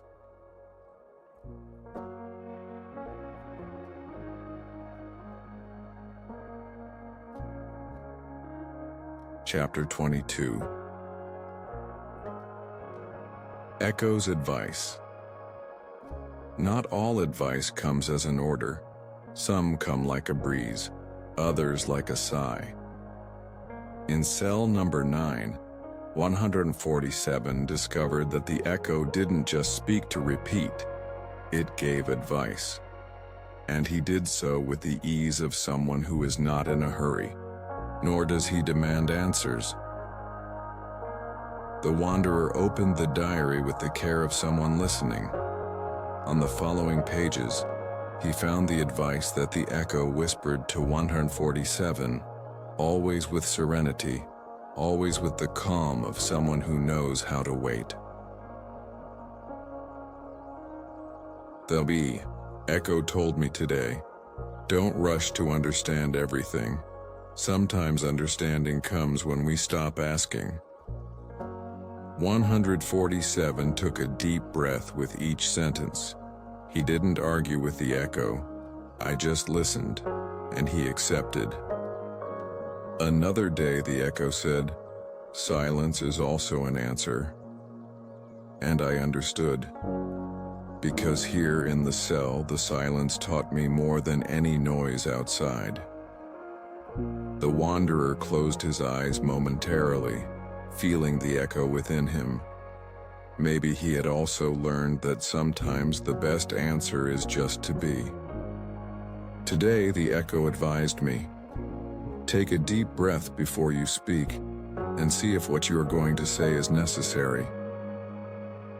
So I decided to talk less, and I realized that stillness brought me more peace.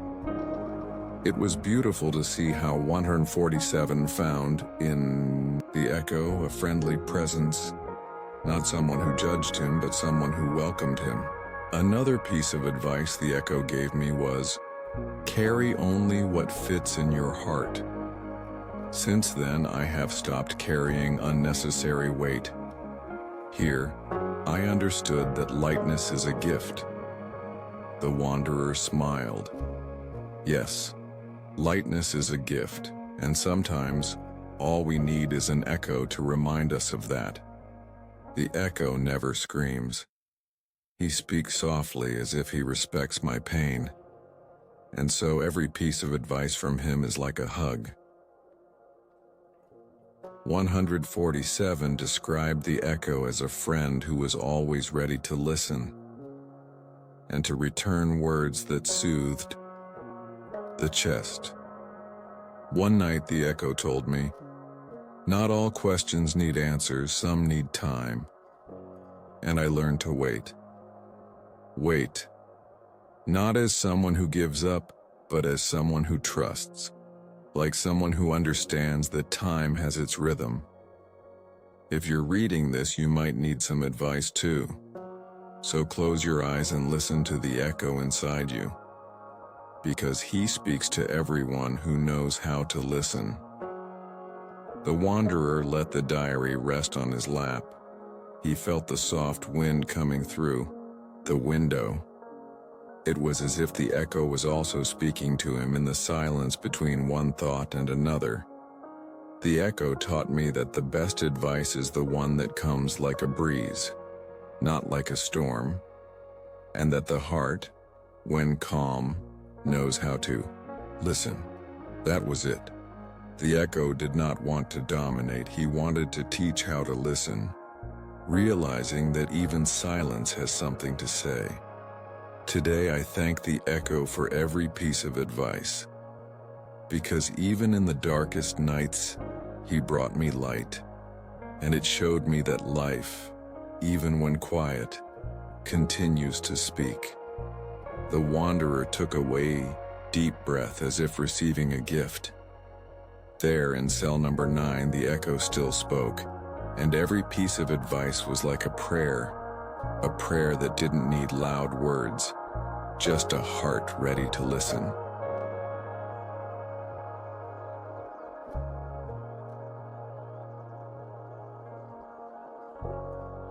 Chapter 23. The presence of the echo. We don't always need someone to feel accompanied. Sometimes silence itself is company.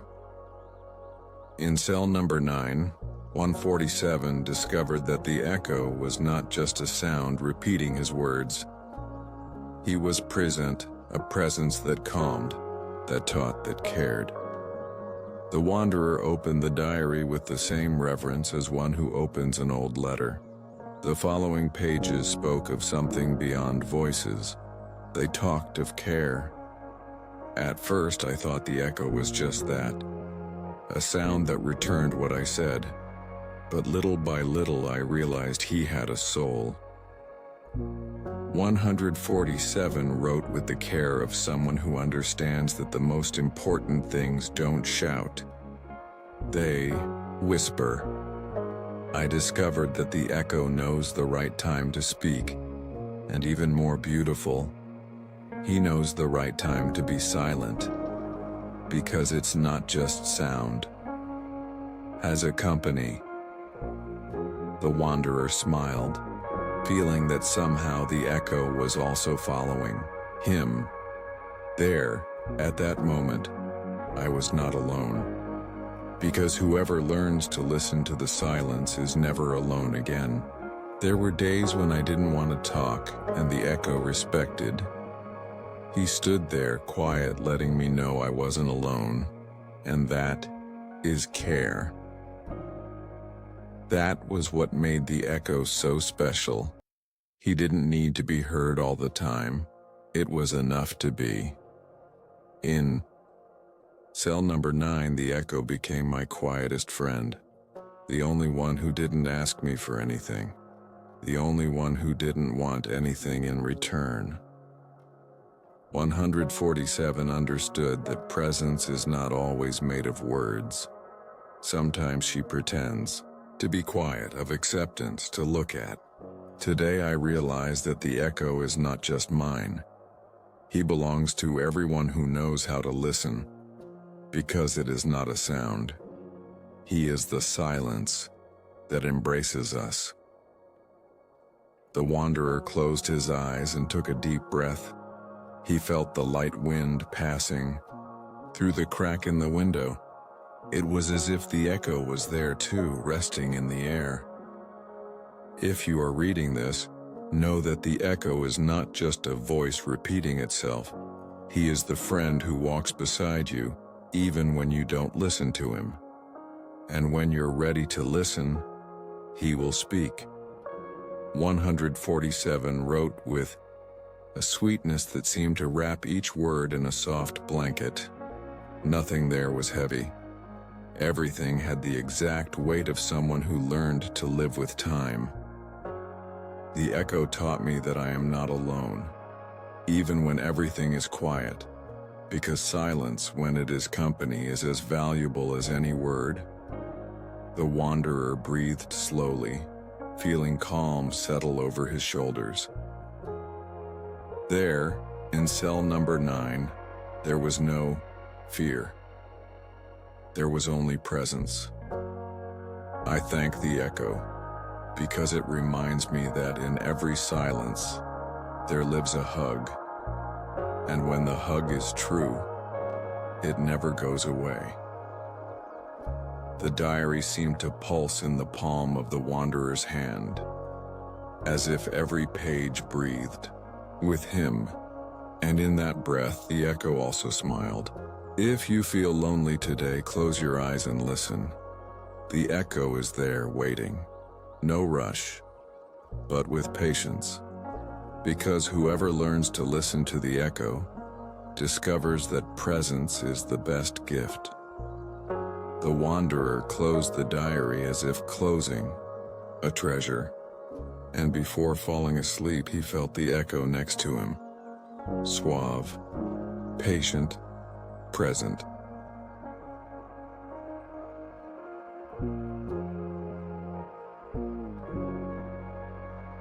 Chapter 24. Everything in its time. In cell number 9, time stood still. He walked alongside like a patient friend who was in no hurry to arrive. 147 learned that haste is a habit of the outside world.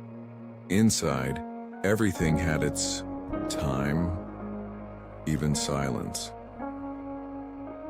The wanderer opened the diary with the serenity of someone listening to the wind. The following pages spoke about the lightness of waiting, about how the echo taught that everything comes when it's time. The echo told me, "Don't rush what hasn't yet blossomed," and I understood. Because here, even the stones have their rhythm. 147 wrote as if breathing. Each word had the tone of someone who knows that time is not measured in minutes, but in silences. At first I wanted quick answers, But the echo showed me that the best answers are not rushed. They arrive like light coming through a window. First shy, then whole. The wanderer smiled, imagining the light slowly moving along the cell walls. It was as if the sun also respected the rhythm of the place. The echo doesn't pressure me. He waits for me to be ready to listen. And when I am, he speaks. It was beautiful to see how the echo knew how to wait, as he didn't shout or demand, just waiting. I learned that everything true has its time, and what arrives before its time may not find space to stay. 147 spoke with a calmness that seemed to have been taught by the stones of the cell. Nothing was born before the right time. Today, the echo told me, tomorrow will bring what you do not yet understand. And I smiled, because I know that each tomorrow brings a gift that I have not yet unwrapped. The wanderer took a deep breath. He felt the lightness of someone who understands there is no need to run, that sometimes just being there is enough.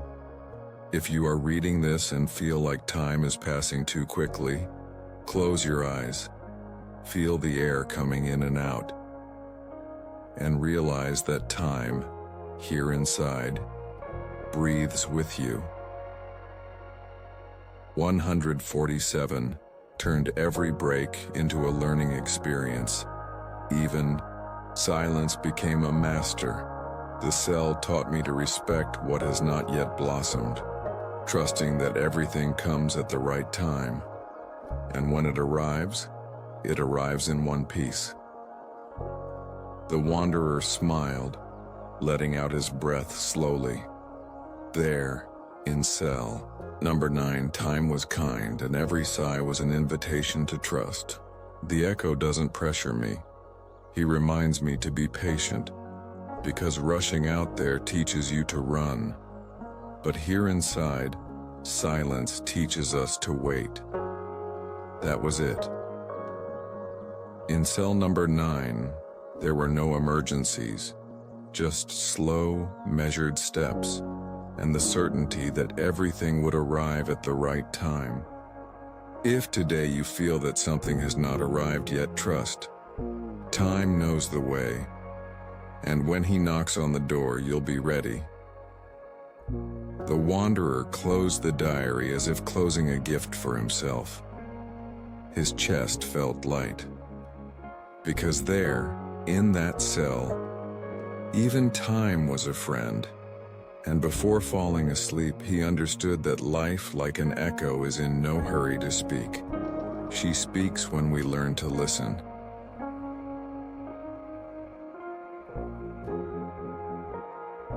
Chapter 25.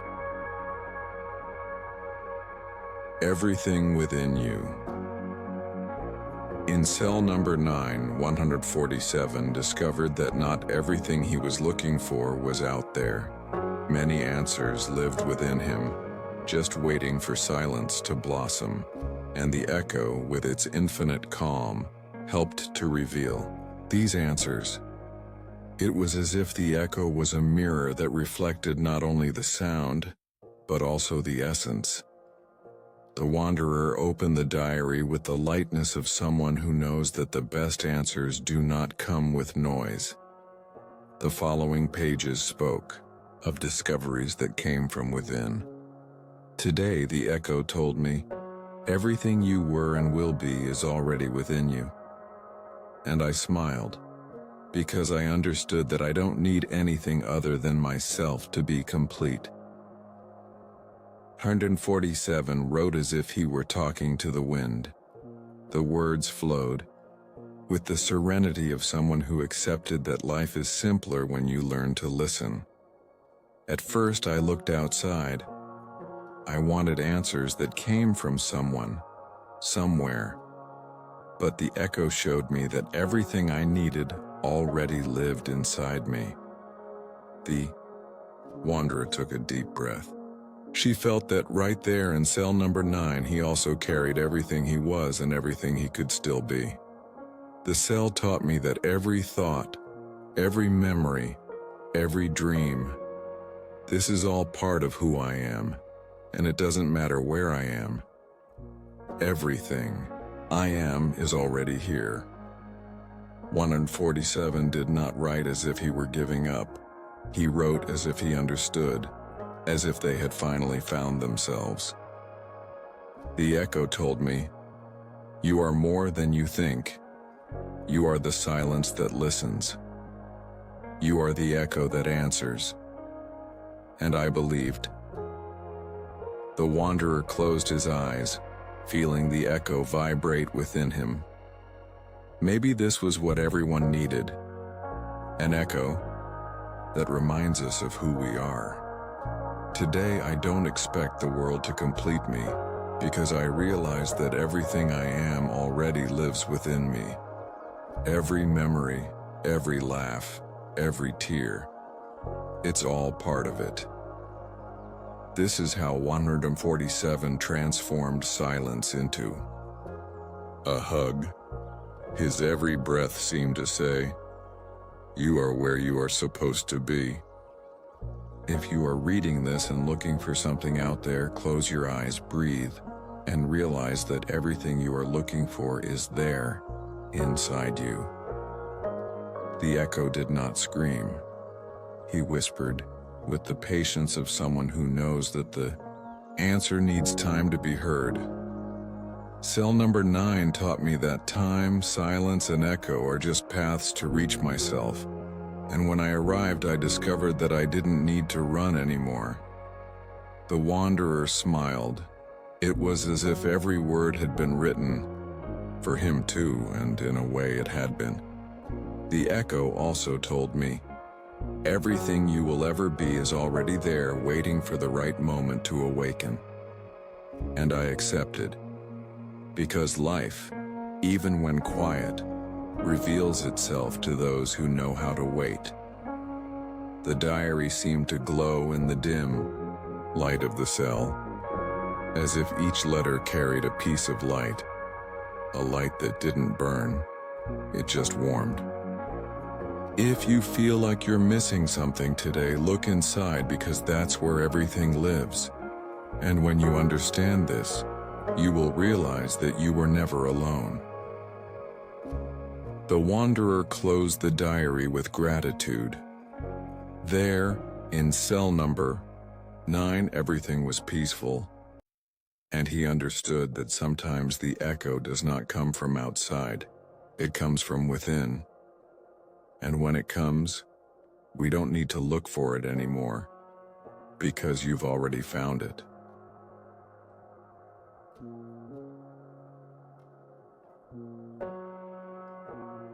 Chapter 26. The Wind and the Smiles.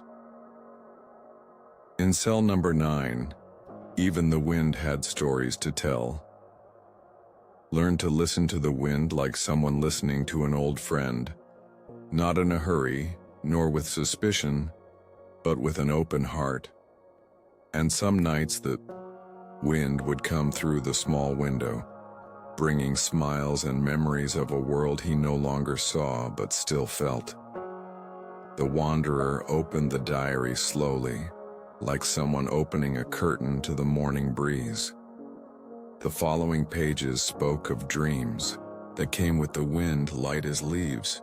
Last night I fell asleep listening to the wind. He entered through the window as if he didn't want to bother anyone. It smelled of wet earth, freshly brewed coffee, and children's laughter. 147 described the wind as if it were an ancient visitor. A visitor who didn't come every day, always brought something special. In my dream, the wind brought smiles. Smiles from people I haven't seen in years. Smiles that live in the most beautiful memories I carry. The wanderer closed his eyes momentarily, feeling the wind passing through the crack in the cell. It was as if the wind also knew of his longing. The wind told me that stories don't die. they change places, and that every smile I felt, every hug I received, still lives here. 147 wrote with the sweetness of someone who understands that time does not erase what is true, it just transforms. In the dream, I saw my mother's face smiling, and I smelled the breakfast she made on Sundays, and the wind with its delicacy rocked me like a lap. The wanderer took a deep breath, feeling the cold air mix with the heat in his chest. It was beautiful to think that the wind could carry hugs. Today, the wind told me, nothing that is love goes away. He finds another way to stay. And I smiled, because I understood that every smile the wind brought me still lives inside me. 147 did not seek answers for everything. He accepted the mystery as one accepts the night, with the certainty that morning always comes. If you are reading this, close your eyes. Feel the wind on your face, even if it's light, and realize that he also has stories to tell you. O echo and O wind, two invisible friends who for 147 were everything he needed. Because in the wind, there was also music, a song made of memories. The wind today brought laughter that I haven't heard in years, and I laughed along. Because even silence knows how to smile. The wanderer smiled too. It was as if the wind was telling secrets only the heart understands. The wind taught me that life is light, that even when the world seems heavy, a breeze is enough to remind us of who we are, and that every smile, even from a distance, still lives in the wind. That was what made the wind so special. He didn't come to take anything away. He came to bring it back. If you feel the wind passing by today, listen. Maybe he's bringing you something you thought you had lost. A hug, a memory, a smile. Because in the wind, everything comes back. The wanderer carefully closed the diary, feeling the light wind passing through the cell. On that calm night, he understood that the wind was more than just air in motion. It was affection. It was present. It was life whispering, "You are never alone."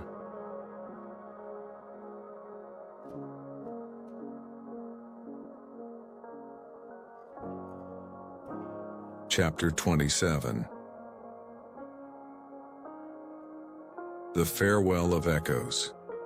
Even the gentlest voices know when to be silent. In cell number 9, 147 noticed that the echoes, which had accompanied him for so long, were beginning to say goodbye. Not as someone who leaves with sadness, but as friends who leave a hug for another day. The wanderer opened the diary as if opening the door to the wind. The following pages brought a new serenity, like someone who accepts that everything has its time. Today, I felt the echo spoke less, not because he was angry or distant, but because he knew that I had already learned to listen. 147 wrote with the lightness of someone who knows that life is made up of cycles, and each cycle brings its melody. I realized that the echo was not just sound. He was present, and presence does not need noise to exist. The wanderer took a deep breath, feeling the breeze through the cell. It was as if even the wind was saying goodbye. The echo told me today, "When you learn to listen to the silence, you won't need me anymore." And I smiled, because I understood that he always guided me within myself. 147 did not feel sadness. I felt gratitude. Gratitude for every word, every pause and whisper the echo had brought. In cell number 9, I learned that even goodbyes can be light. Goodbyes don't need to be cried. They can say, "See you later." It was beautiful to see how the echo knew the right time to speak and the right time to be silent. Today, the echo told me, "You are not alone. Never was, and it never will be." And then he fell silent. The wanderer closed his eyes, feeling silence fill the once sounding space. But the silence was not empty. He was filled with everything the echo had taught him. If you are reading this, know that the echoes of your life also know when to leave, and that even when they are silent, they leave inside you everything they taught you. 147 understood that life is made up of arrivals and departures. But in the end, all that matters is what remains. The echo left as it arrived. Soft, serene, light. And he left me with a hug that doesn't need arms. The wanderer took a deep breath, letting his chest fill with calm. In cell number 9, he understood that even silence knows how to embrace. Today, I didn't hear the echo anymore, but I didn't miss it. Because I learned to listen to what lives inside me. And there, the echo never goes away. That was it. In cell number 9, the echo was not just sound, it was careful, and even in silence, he was still present. If you miss something that is gone today, close your eyes and listen to the silence. Maybe he'll show you that nothing goes away. Everything that matters stays. The wanderer closed the diary with gratitude. In cell number 9, he understood that goodbyes also teach us. And that sometimes the greatest gift is knowing that even in silence, the echo always returns within us.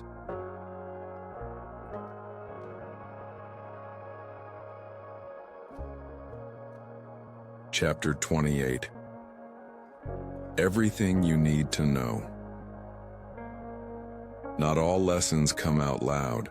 Some arrive like an embracing silence. In cell number 9, 147 discovered that the echo, with its infinite calm, had already taught him everything he needed to know.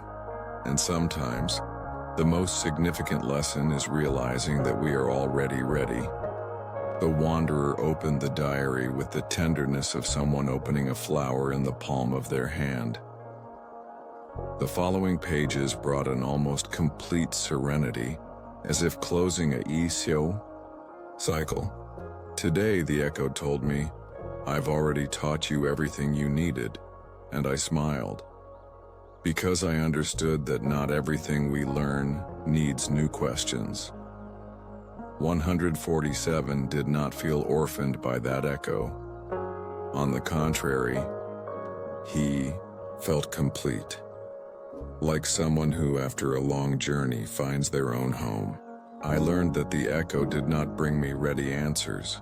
He helped me find my questions. And in the silence of those questions, I found peace.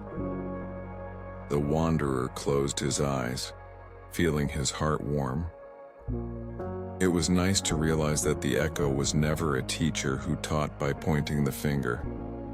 He was a friend who taught by walking alongside us. Today, I am no longer afraid of silence, because it is not empty. It is a field where the seeds of who we are grow. 147 spoke with the lightness of someone who knows everything he needs is inside. There is no more urgency, no more anxiety, just the wind passing lightly. The echo told me, "Now it's time for you to walk on your own 2 feet." And I smiled again, because I knew I could already. The wanderer took a deep breath, feeling that the echo was speaking to him somehow. Maybe we all need one day that friendly whisper to remind us that we already know everything we need. Cell number 9 did not hold me. She set me free. Here I learned to listen, and by listening, I discovered who I am.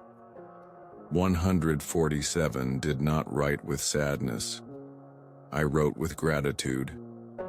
Gratitude for time, for the echo, for the silence, for having learned to live without haste. If you are reading this, know that you already know everything you need to know. You need silence to hear, because the echo that guides you lives inside you. The wanderer smiled. Yes, sometimes it's just a matter of silence. And in the silence, everything that matters is revealed. Today I thank the echo for every word, every pause, every sigh, because without him I wouldn't have learned to walk alone. And now, I'm ready. That was what made cell number 9 such a special place. There was no rush to learn. Each lesson came at the right time, and when he arrived, he stayed forever. If you wonder today if you are ready, close your eyes.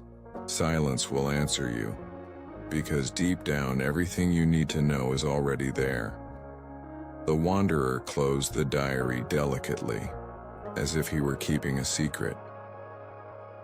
In cell number 9, he understood that the echo had not gone away. He had just become a part of it, and with that I knew I would never be alone again.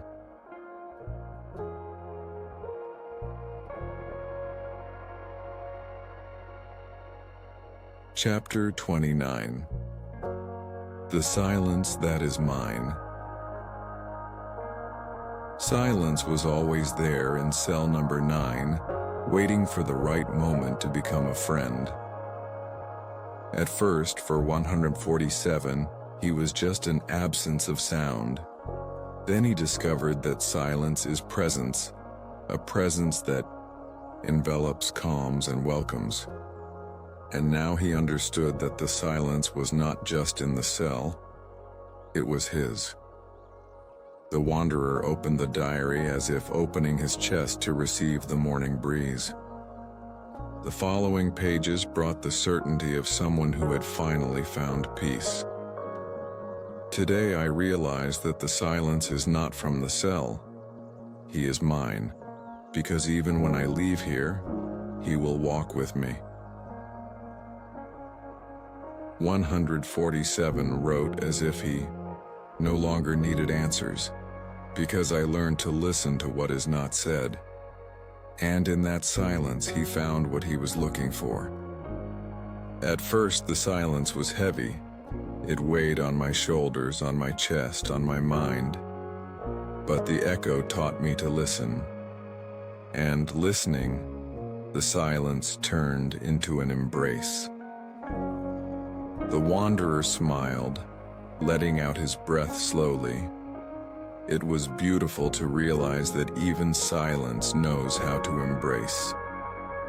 Today, I no longer expect silence to bring me answers, because I found out he doesn't need it. Silence does not speak. It shows. Show who I am, without noise. 147 did not write in a hurry, nor out of fear. Each word was like a drop of water falling on stone, slowly, patiently transforming everything around. Now the silence is mine. It's the place I live when the world outside screams. It's the refuge where I find my voice. The wanderer closed his eyes, feeling the presence of silence in the cell. A silence that asked for nothing. It just offered space. If you are reading this, know that silence is not empty. It is a fertile field where everything you are can grow. And in the end, he will remind you that you are enough. 147 did not see silence as solitude. He saw it as a road into himself, and on that road every step was welcome. The echo told me, "Now silence is you," and I understood. Because when we learn to listen, we discover that silence is not outside. He's in. The wanderer took a deep breath, feeling that the silence no longer needed questions.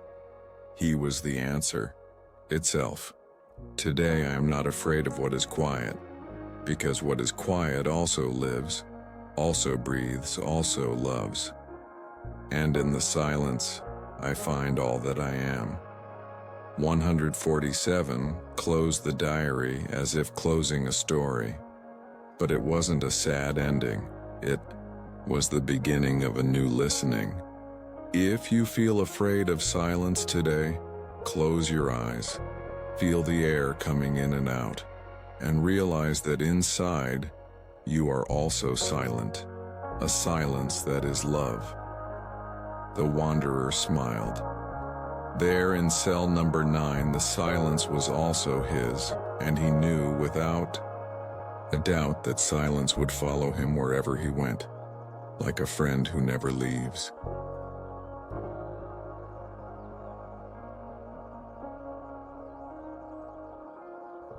Chapter 30. The last step. Some journeys don't end with fireworks. They end with a light sigh, a silent smile, and the peace of someone who understands that each step, even the smallest, is a learning experience. The wanderer sat in cell number 9 for the last time. The diary of 147 rested in his hands as if resting after a long journey. The pages carried the scent of words, silence, and lessons he would never forget. Today I closed the diary with gratitude, not because I had nothing else to write, but because everything I needed was already inside me. 147 had taught him, and everyone who came thereafter, that the cell was not a prison, was school, and the echo, that silent friend, was not just sound, it was the company, it was a hug, it was wisdom. The echo told me, "Now it's time to walk." And I believed, because I learned that silence would accompany me wherever I went. The wanderer took a deep breath, feeling the light wind coming in through the small window. It was as if the world outside was already waiting for him, but he was in no hurry. You will learn that everything comes at the right time. In cell number 9, I discovered every step is a lesson, and that even when the road is made of silence, it takes us where we need to go. He closed the diary slowly, like someone closing a flower. The sound of the clasp was almost imperceptible, but to him it sounded like a farewell song. Today I am not afraid of what comes next, because here in this place that the world has forgotten, I have learned to remember who I am, and no one can take that away from me. 147 no longer needed the echo, not because he was gone, but because the echo was now a part of him. And he knew that in every silence, in every sigh, in every step, the echo would still speak. If you are reading this, know every story has a last step, and that this step is not the end. It's just the beginning of another road. The wanderer got up calmly. He looked at the cell, not with sadness, but with gratitude. There, among those cold stones, he found warmth, found solace, found peace. Cell number 9 is not just stone and bars. She is the memory of someone who learned that silence is the most outstanding teacher. He walked out slowly, feeling the wind that greeted him gently. The echo did not speak, But he knew.